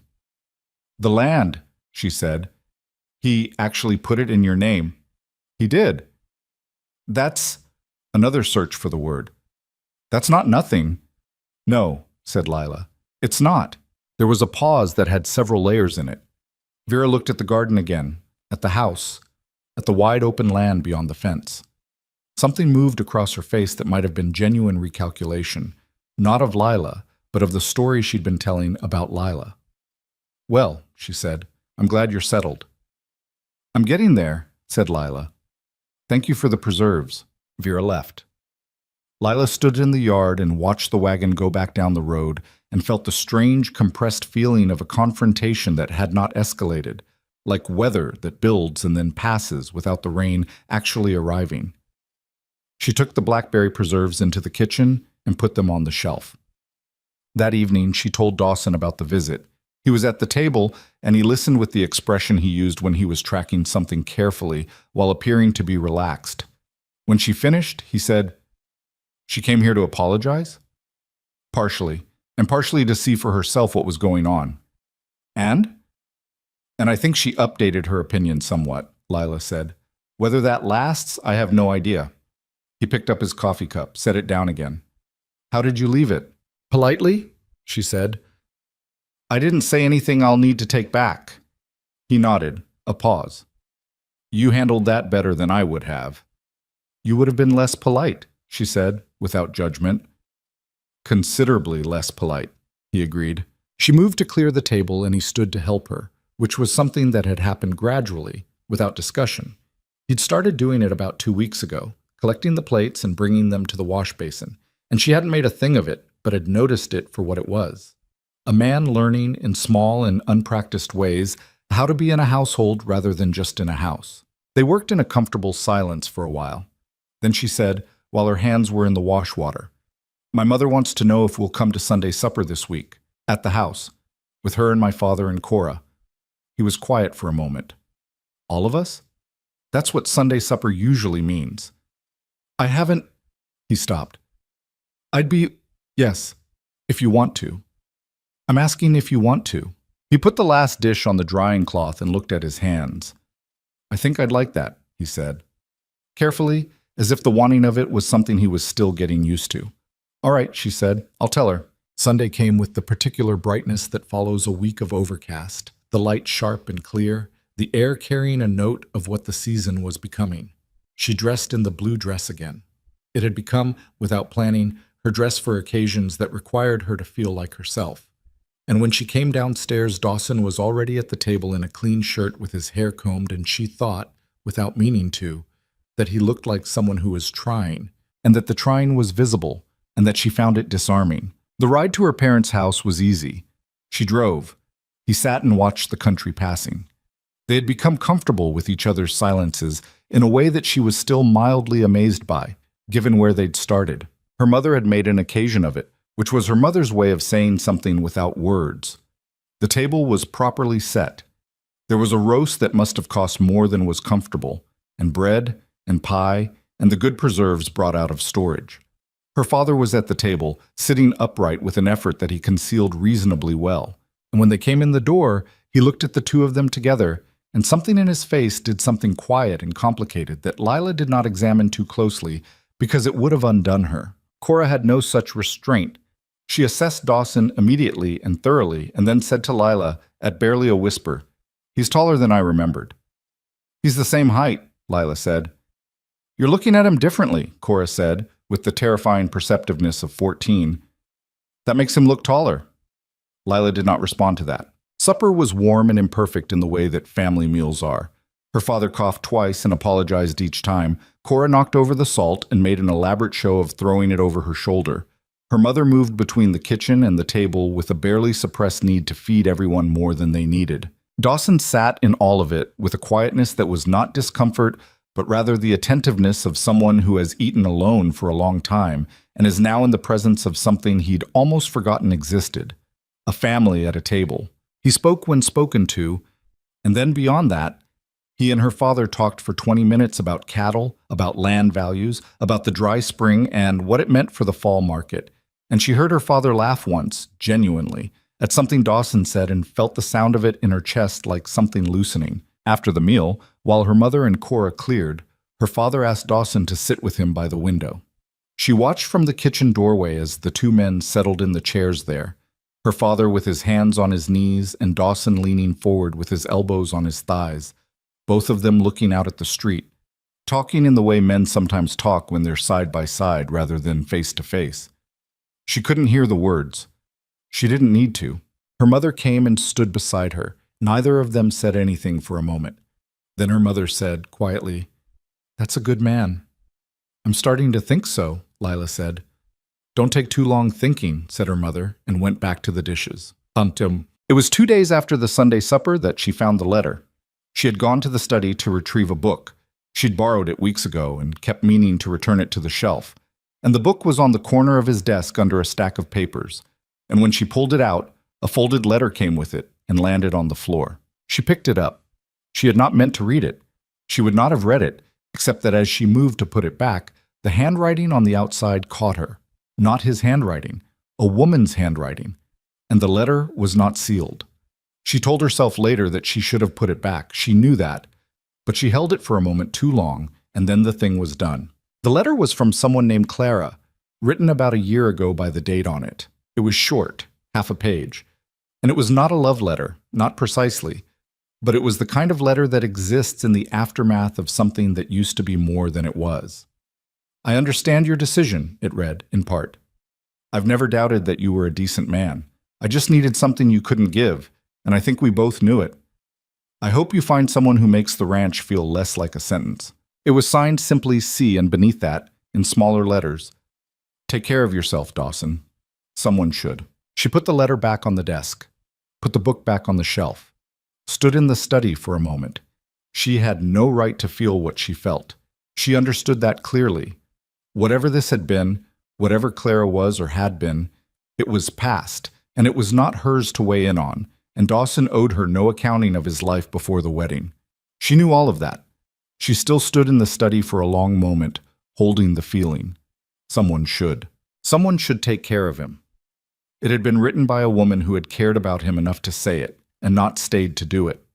And he had been alone since, or for long enough that a letter like that could end up under a stack of papers without him moving it, which meant either he didn't think about it enough to put it away, or he thought about it enough to want it close.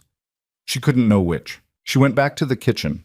She stood at the counter and made herself think carefully rather than reactively. She was not his first everything. Of course she wasn't. He was in his mid-30s and he had lived a life. That was not a wound. That was just a fact. What moved in her chest was not jealousy exactly.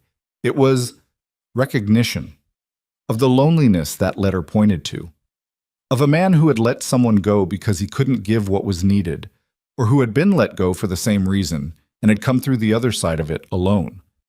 Building his ranch, running it like an institution, eating at a table like a surface where food happened, until she'd told him it didn't have to be that way. She started chopping vegetables for supper and tried to put the feeling somewhere manageable. He came in at his usual time. She had the meal half done and the kitchen warm, and he washed at the pump and sat down, and she set his coffee in front of him without comment. Partway through the preparation, without looking up from the pot, she said, "I went into the study for the book I borrowed. I knocked a letter off the desk by accident." A pause. "Ah," he said. "I shouldn't have read it." She turned to look at him. "I did." He held her gaze. Something moved in his face. She watched it move, watched him decide how to handle this, watched him arrive somewhere. "All right," he said. "I'm not asking you about it," she said. "It's your business. I thought I should tell you rather than pretend I hadn't. That's, He stopped, started again. I appreciate that. She turned back to the stove. A moment passed. He said, "It ended about a year before all of this, before your father's debt came to me. She was a woman who lived in the next county. We were in something for about 2 years. She needed more than I knew how to give. More presence. More." He paused. "I'm not an easy person to be with. I know that." "You're not that hard," she said before she could think about whether to say it. A silence. Then, "I'm harder than I'd like to be." She ladled the stew into bowls and brought them to the table and sat across from him. He looked at her with the expression she'd come to understand as his version of open, contained but honest, nothing held back by intention. "Clara thought you couldn't be reached," Lila said. Not cruelly, just the fact of it. "Maybe she was right," he said. "At the time." "And now?" she asked, and her voice came out quieter than she'd planned. He looked at her for a long moment, long enough that she felt the weight of it, the particular gravity of being looked at by someone who is actually looking. "Now," he said carefully, "I think something is different. I think I don't know how to say this exactly." "You don't have to say it exactly." "I want to," he said, "because I've been thinking about it since you came here, and I don't want to. I don't want to let it sit inside me without telling you." He straightened, looked at his bowl, then back at her. "I think you've made it possible for me to be in this house and actually be here, not just occupying it. I didn't know how much difference that would make." She held that carefully. "I think I was lonely for a long time before I knew how to call it that," he said. "And then you came and you fixed the ledger and grew the garden and told me I ate like someone who expected to be tested on the experience. And I don't know what to do with all of that except to say, I'm glad you're here. I'm glad it's you." There it was, right there. No decoration, no smoothing, just the plain fact of what he'd worked up to saying. She looked at him across the table, in the kitchen that had started to feel like hers, in the house that had started to feel like something she'd chosen, and said, "I'm glad I'm here too, even though I didn't choose it." "Maybe that's the point," he said. "What do you mean?" "Maybe the best things aren't the ones you choose," he said. "Maybe they're the ones you build, after you've arrived somewhere you didn't plan." She thought about this garden, about the ledger corrected line by line, about the key she'd stopped turning, about 40 acres of good soil in her name, and a man who'd offered it because he thought she should have ground that was hers alone. "Maybe," she said. She ate her stew. He ate his. The lamp was on the table. Outside, the evening was coming in fast, the sky going deep purple toward the east. She thought, this is a life, complicated and imperfect, and not what she'd wanted, and somehow, underneath all of that, something she might be willing to hold on to. She thought, I'm not going anywhere. And she did not say it out loud because she didn't need to. Some things don't need to be spoken to be true. They just need to be felt, clearly and without the distortion of fear, and then lived forward from there. She poured more coffee for both of them without being asked. He said, "Thank you." She said, "Of course." Outside, the first stars were coming out over the halcyon spread, over the east meadow, over the garden, over the land in the dark and the very wide quiet of a place that was, one ordinary evening at a time, becoming home. The land transfer was recorded at the county office on a Thursday, and Lila did not find out until Friday morning when Dawson came in from the barn with a folded document and set it on the table beside her coffee cup without comment. She looked at it, looked at him. "It came back from Albright yesterday afternoon," he said. "I forgot to give it to you last night." She picked it up and unfolded it. The county recorder's seal at the top, the legal description of the parcel in the dry, exacting language of official documents, and there at the bottom, her name. Lila Ann Hale. The name she still didn't quite know how to wear, attached now to 40 acres of good soil and creek access in terms that no one could rearrange. She read it twice. Then she folded it back and held it in both hands. "Thank you," she said. "You don't have to keep thanking me." "I know," she said. "I'm doing it anyway." He poured his own coffee and stood at the window in his usual morning position, the one she'd privately thought was strange when she first arrived and now thought was simply his. the way some people need to see outside in the morning before they can properly inhabit the day. She understood it better now. The land was his continuity. Looking at it first thing was a way of checking that it was still there. She put the document in the small wooden box she kept in her room, the one that held the things that were hers, and only hers. A letter from Cora, a dried sprig of the rosemary that had come back so stubbornly from the creek bank, the small brooch that had been her grandmother's. The deed went in with the rest of it. She pressed the lid closed and stood there for a moment. Yours, he had said, because you should have something that's just yours. She had spent most of her life understanding that things could be taken.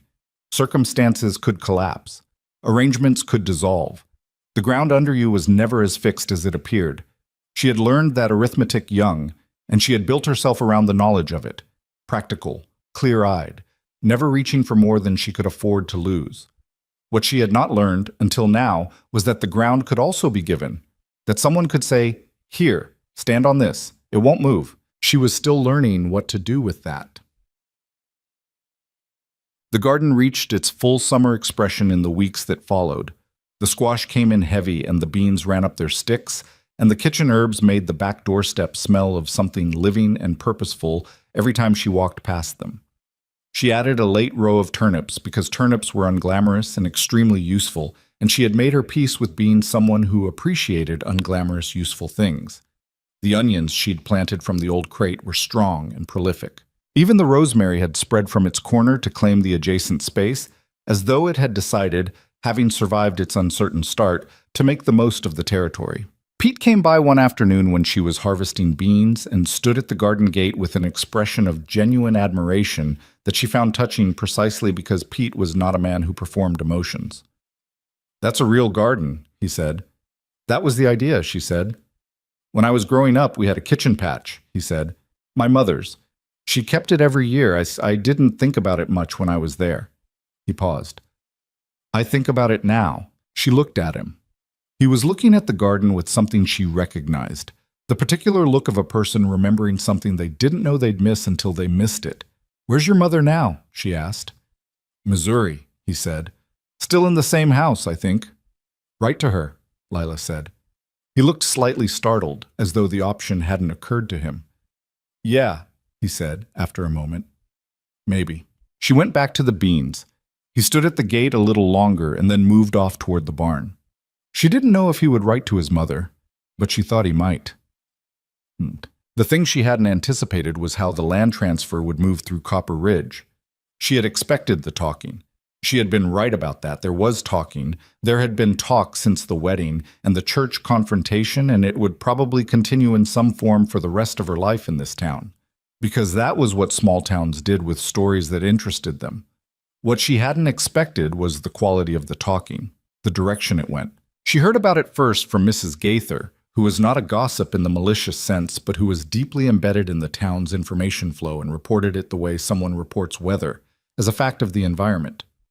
"People are saying," Mrs. Gaither told her, on a Saturday trip to the general store 3 weeks after the deed was recorded, "that Dawson Hale must really think something of you." Lila kept her expression neutral. "Is that what they're saying?" Eleanor Price said it at the women's auxiliary meeting. Mrs. Gaither was folding fabric behind the counter and spoke to her work. She said a man doesn't put land in a woman's name unless he means it, whatever the starting circumstances were. "Eleanor Price has always been sensible," Lila said. "Most people agreed with her." Mrs. Gaither glanced up. "I thought you should know." Lila put her flour on the counter and started on the rest of her list.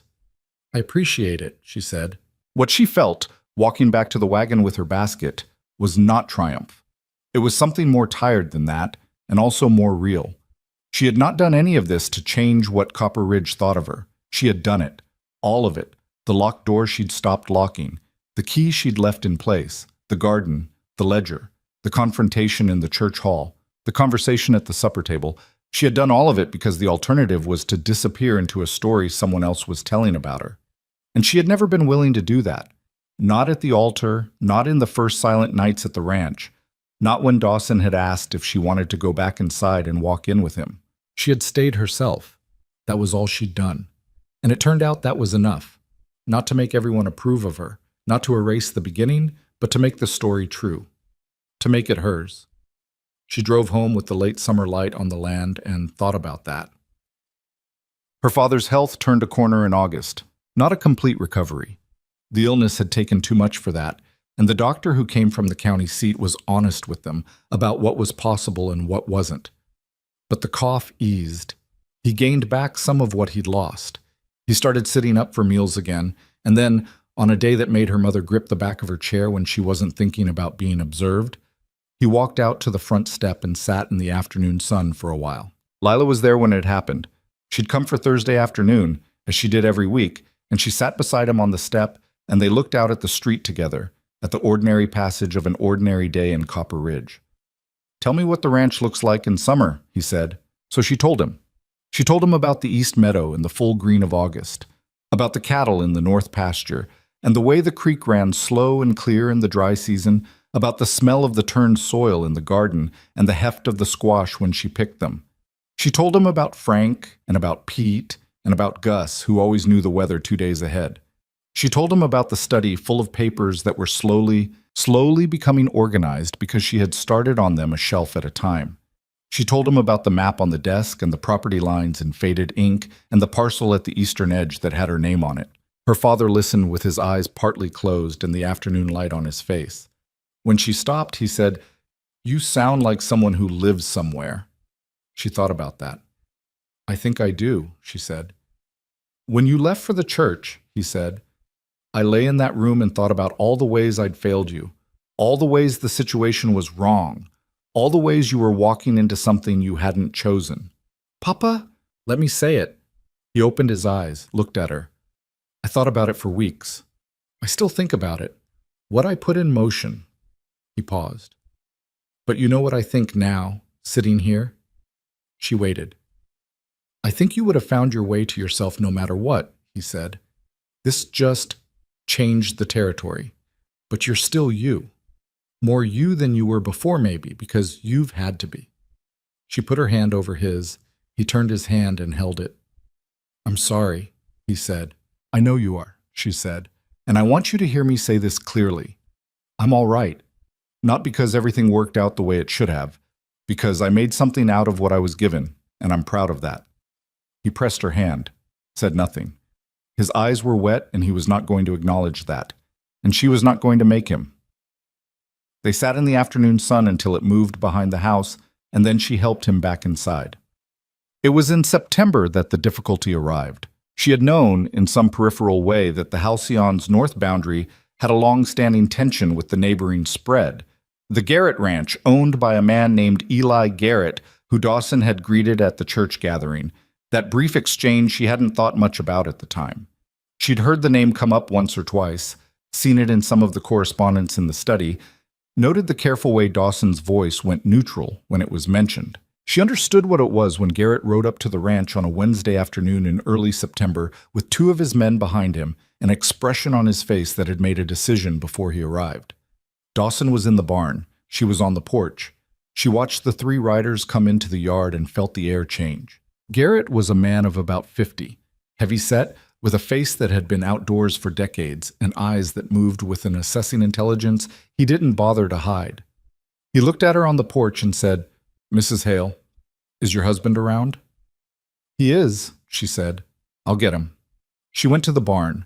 Dawson was with one of the horses, and he saw her face when she came through the door and said, "Garrett?" "With 2 men," she said. He handed her the lead rope he was holding, which she took without thinking about it. He wiped his hands on his trousers and walked out to the yard. She tied the horse to the post and followed, standing at the edge of the porch where she could hear without being in the middle of it. Garrett got down from his horse. The 2 men behind him stayed mounted. "Dawson," he said, "we need to talk about the water rights on the North Creek branch." "We've talked about it," Dawson said. "The talk didn't take," Garrett said. "My cattle are getting short of water on the east side of my property because of where you've got your fence line on the creek. I've got surveys that say that water access is shared usage going back 20 years. "I've got surveys that say otherwise," Dawson said. "And you know what they say because you've seen them. Albright drew up the boundary documents when I bought this place. The creek branch north of the marker is Halcyon water. Your surveys are wrong." "Then take it to the county land court," Dawson said. That's what it's there for. Garrett's jaw moved. His eyes went briefly past Dawson toward the porch, toward Lila, and then back. I'm trying to handle this without going to court, he said.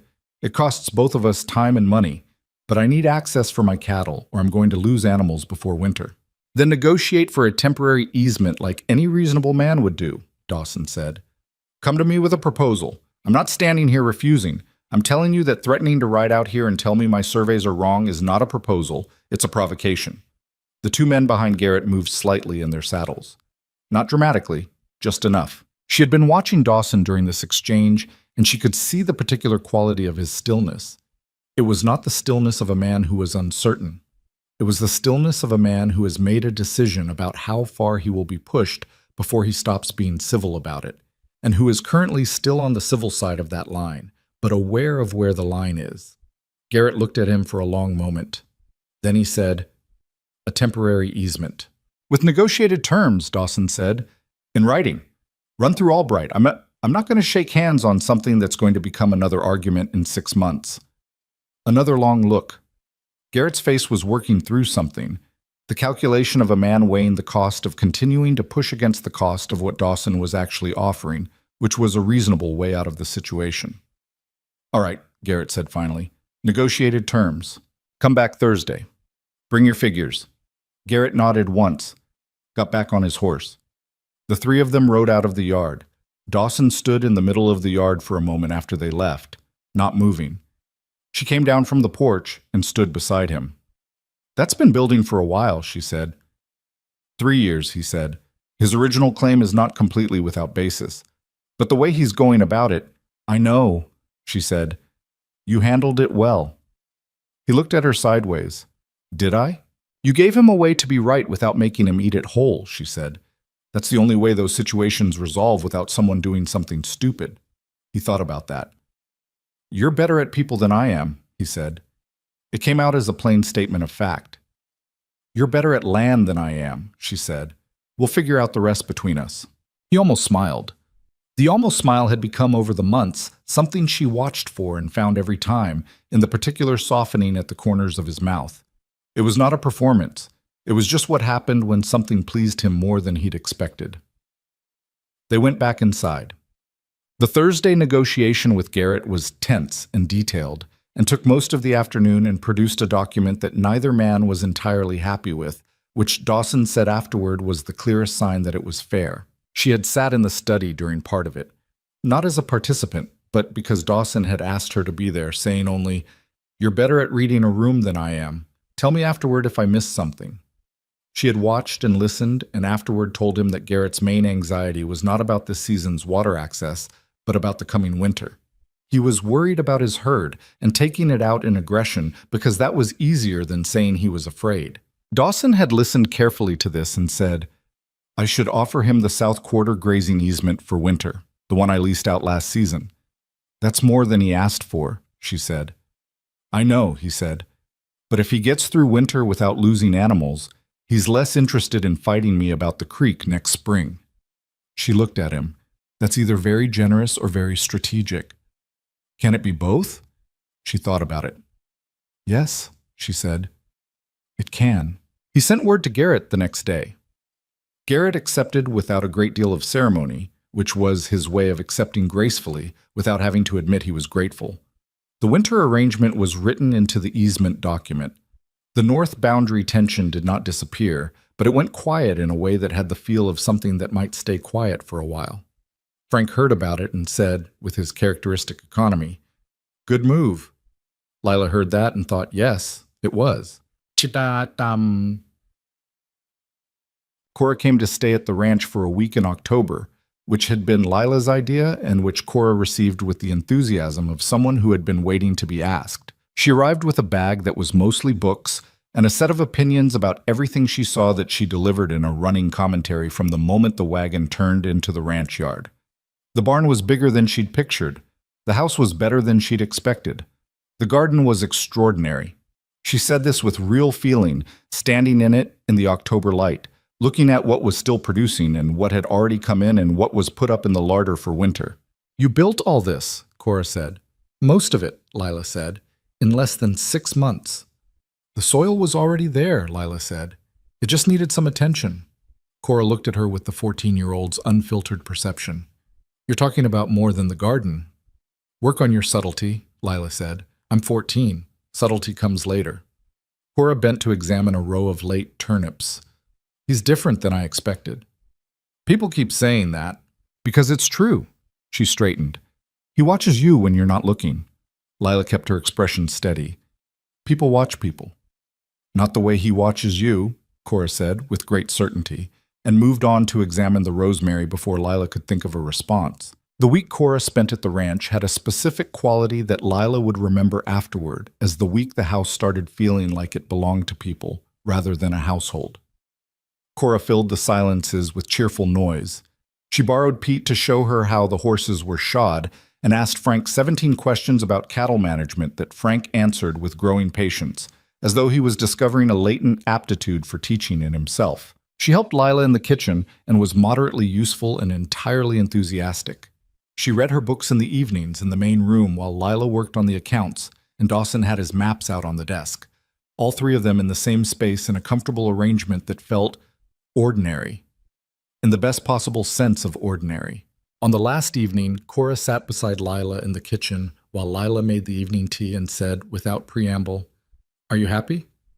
Lila considered the question, not the quick answer, the real one. "I'm not sure happy is the whole of it," she said. "I'm real. I feel real here, like what I do matters and what I think matters, and what I build is mine." She handed Cora her cup. "I didn't think I was going to be able to say that. Honestly, I thought the best I could hope for was to endure it." Cora curled her hands around the cup. "And him?" "And him," Lila said quietly, "is something I'm still learning how to say." Cora nodded, seriously, the way she nodded when she was absorbing something rather than responding to it. "Okay," she said, then, "He makes you taller too." Lila looked at her. "Like I said before, you look taller when you look at him." Cora sipped her tea. "That's a good thing, in case you were wondering." Lila said nothing, but she didn't say it wasn't true. Yeah, the morning Cora left, Dawson helped load her bag into the wagon without being asked. He shook her hand at the end with a seriousness that made Cora visibly pleased and said, "Come back anytime." Cora looked at him and then at Lila and said, "I will."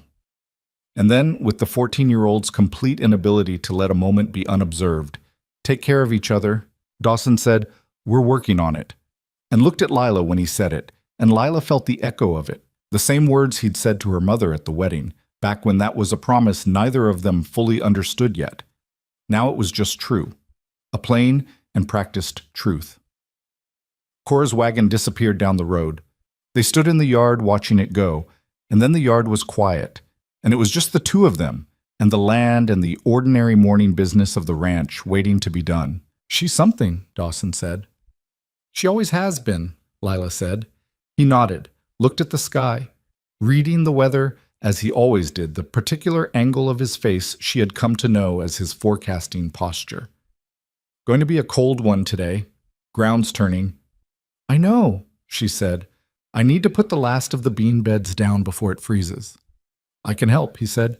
"This afternoon, after the fence check." She looked at him. He was already looking at the north paddock, calculating the day's work in the way he did, not making an offer that required gratitude, just saying what was going to happen. "All right," she said. "Thank you." "Of course," he said, and went to start his morning. Matt. She would think, later, not that day, but in the months that followed, when she had enough distance to see the shape of the whole thing, that the story of her life in Copper Ridge was not the story she would have written herself. Not even close. She would not have written the debt, or the illness, or the wedding, or the borrowed dress. She would not have written the wordless first dinner, or the key in the lock, or the church gathering, or Vera Cutler's face when she'd said what she'd said and walked away. But here was the thing about stories you don't write yourself. Sometimes they take you somewhere you wouldn't have had the imagination to go. She had come to the Halcyon without anything she considered hers. She had arrived as a transaction, as an arithmetic solution, as the end point of a series of cascading misfortunes that had nothing to do with her choices and everything to do with her circumstances. She had walked into a house that didn't know her, and sat across a table from a man who didn't know her and tried to figure out what kind of life you build from that starting point. What she had found, not all at once, not dramatically, not in the way it happens in stories where a moment of revelation changes everything, was that you build it the way you build a garden. You clear the ground first, you turn the soil, you plant things that may or may not take, and you come back every day and tend them, and some of them fail and some of them surprise you. And after a season, you have something real and living that you made with your own hands in ground that was hostile to you once and is not anymore. She had learned that worth is not something given to you by circumstances or by other people's opinions or by the size of what you start with. It is built from what you do inside those circumstances, from the decisions you make when no good options exist, from the stubborn insistence on remaining yourself even when remaining yourself has a cost. The women in that church hall had tried to make her small, and she had not gone small. Dawson had offered her ground, and she had learned how to stand on it. She had fixed a ledger and grown a garden and spoken a truth in a crowded room that nobody wanted to hear, and she had stayed. She had stayed. Not because she had no choice. She had made that clear to herself, quietly, some weeks back. She had a room with a key. She had a deed with her name on it. She had options that hadn't existed when she'd climbed up onto the wagon bench in the borrowed dress. She stayed because she had made something here that she chose to keep making. That was the difference between being chosen and choosing. She had been placed here by necessity, and she had stayed by will. And there was nothing small about that distinction. Ariel. November came in cold and clear, the kind of cold that makes the land look clean. She put the garden beds down for winter with Dawson beside her that afternoon, working in the particular companionable silence they had developed, the one that was not empty, but full of things that didn't need speaking because they were simply present. He turned the soil where she'd indicated. She laid the winter mulch over the beds that needed it. They worked until the light was going and the cold had moved from brisk to serious. And when she straightened up and looked at the beds, finished and put to rest until spring, she felt the satisfaction of a thing properly done. "Good," she said. "Good," he agreed. They walked back to the house with the cold coming down around them. At the back door, he held it open for her, and she went through, and the warmth of the kitchen met her like something that had been waiting. She started the stove. He washed at the pump.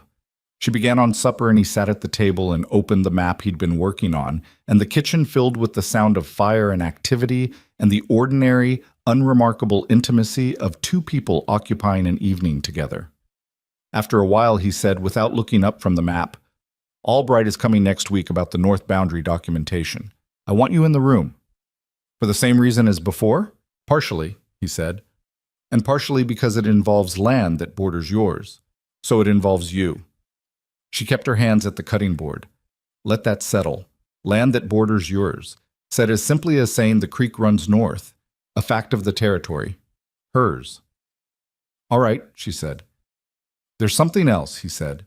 She looked at him. He had put the map down and was looking at his hands on the table, then at her. His face was doing the thing it did when he was working up to something. The particular quality of contained deliberateness that meant he'd thought about this and was now going to say it carefully. "I want to put your name on the deed to the house," he said. The knife stopped moving on the cutting board. "Not just the east meadow," he said. "The house, the main property, all of it." He met her eyes. "Equal ownership, yours and mine both, jointly held, so that whatever happens, whatever life does, you can't be put out of here by anyone or anything." She stood very still. "I should have thought of this at the start," he said. "I offered you a room with a lock. That was not enough. You deserve more security than a lock on a door you could be asked to leave." "Dawson, you've run this household since the day you arrived," he said. "You've fixed what was broken and built what was missing and held things together that I didn't have the capacity to hold on my own. This house works because of you. It should be yours, in fact, not just in practice." She looked at him across the kitchen. The lamp was on the table, and it lit half his face the way it did every evening, the same light, the same kitchen, the same man who had said you made it at the altar when he'd meant to say something else entirely and had been working his way toward that something else ever since. "That's not a small thing," she said. Her voice came out slightly unsteady, and she let it be unsteady. "I know it isn't," he said. "You understand what you're saying. I understand exactly what I'm saying, he said. I'm saying this is your home, not because you're attached to someone who owns it, because it's yours. She put the knife down on the cutting board and stood at the counter for a moment. The fire in the stove ticked and breathed. Outside, the November dark was full and quiet.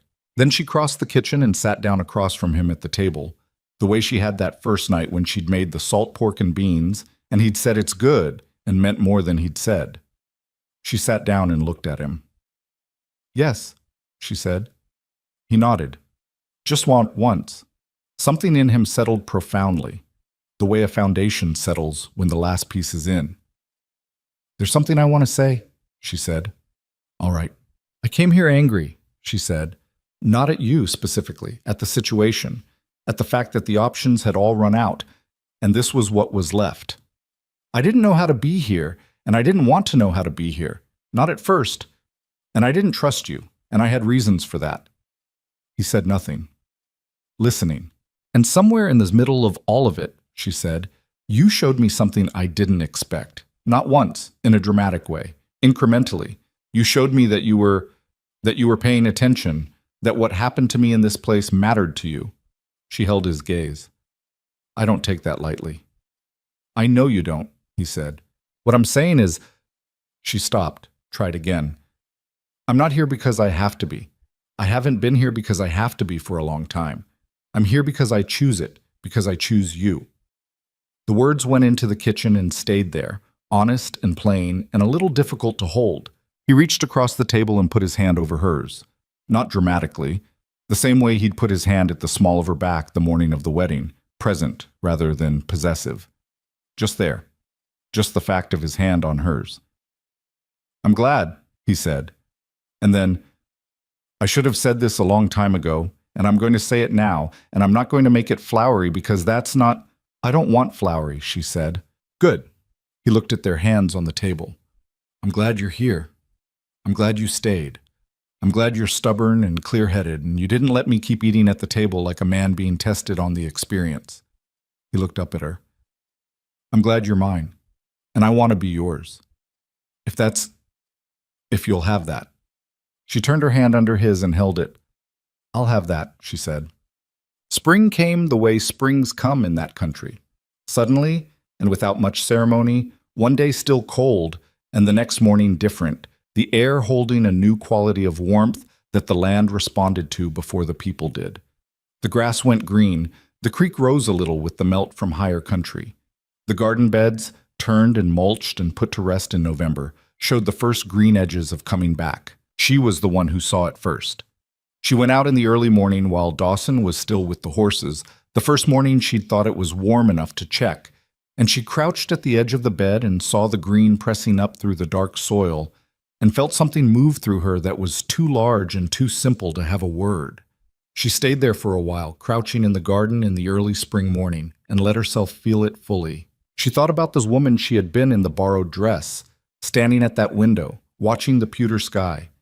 She thought about the key in the lock, about the creek she'd found on her afternoon walks, about 40 acres of good soil and a deed with her name on it, and a kitchen that was hers and a man asleep in the house behind her, who would come looking for her when he didn't find her at the stove and would know where she was. She thought, I was handed something I didn't choose, and I made it into something I'd choose every day. There was no perfect version of how things had gone. Her father was better, but not well, and might not fully recover, and that lived inside her as a steady, dull ache she had learned to carry without letting it stop her. The town of Copper Ridge still had its opinions, and some of them were kinder now, and some were not. And she had made her peace with the idea that she would never fully escape the story people had built about the beginning of all this, only make new chapters they'd have to account for. The ranch had problems.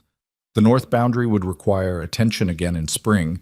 The fence on the south quarter was Pete's personal nemesis. The book still occasionally showed Frank's creative interpretations of arithmetic. Nothing was resolved into smoothness. Life on the halcyon was just life, dense and imperfect and requiring work every day. But she was in it.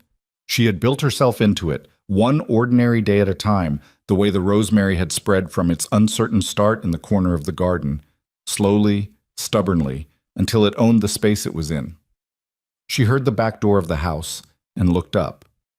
Dawson was in the yard, looking around for her, the way she'd known he would. He saw her in the garden and started toward her, and she stood up, and he came and stood beside her and looked at what she was looking at. The green coming up through the dark soil, small and definite, already itself. There it is, he said. There it is, she said. He looked at her sideways. She was looking at the garden and smiling in a way she hadn't planned. The unguarded kind, the real kind, the kind she'd last had crouched by a creek with mud on her knees when she was small and didn't yet know what the world was going to ask of her. He said quietly, "You look like yourself." She turned to look at him. The morning light was on his face, and he was looking at her the way Cora had described, fully, without reserve, without the glass between him and the world that had been there when she'd first stood beside him at an altar neither of them had chosen. "I am myself," she said, "more than I've been in a long time." He put his arm around her shoulders, not ceremoniously, just as a fact, the way you put your arm around someone when you're standing next to them in the early morning and the world is coming back to life around you and you don't want there to be any distance between you and the person you've chosen. She leaned into it. The ranch spread around them wide and honest, demanding and real. The horses were in the paddock. The creek was running. The spring was coming in the way spring does. Without asking permission, without waiting for anyone to be ready, just arriving and being undeniably here. And so were they. Chosen, not forced. Built, not given. Here. Plainly, imperfectly, completely, together. That was the whole of it, and it was enough.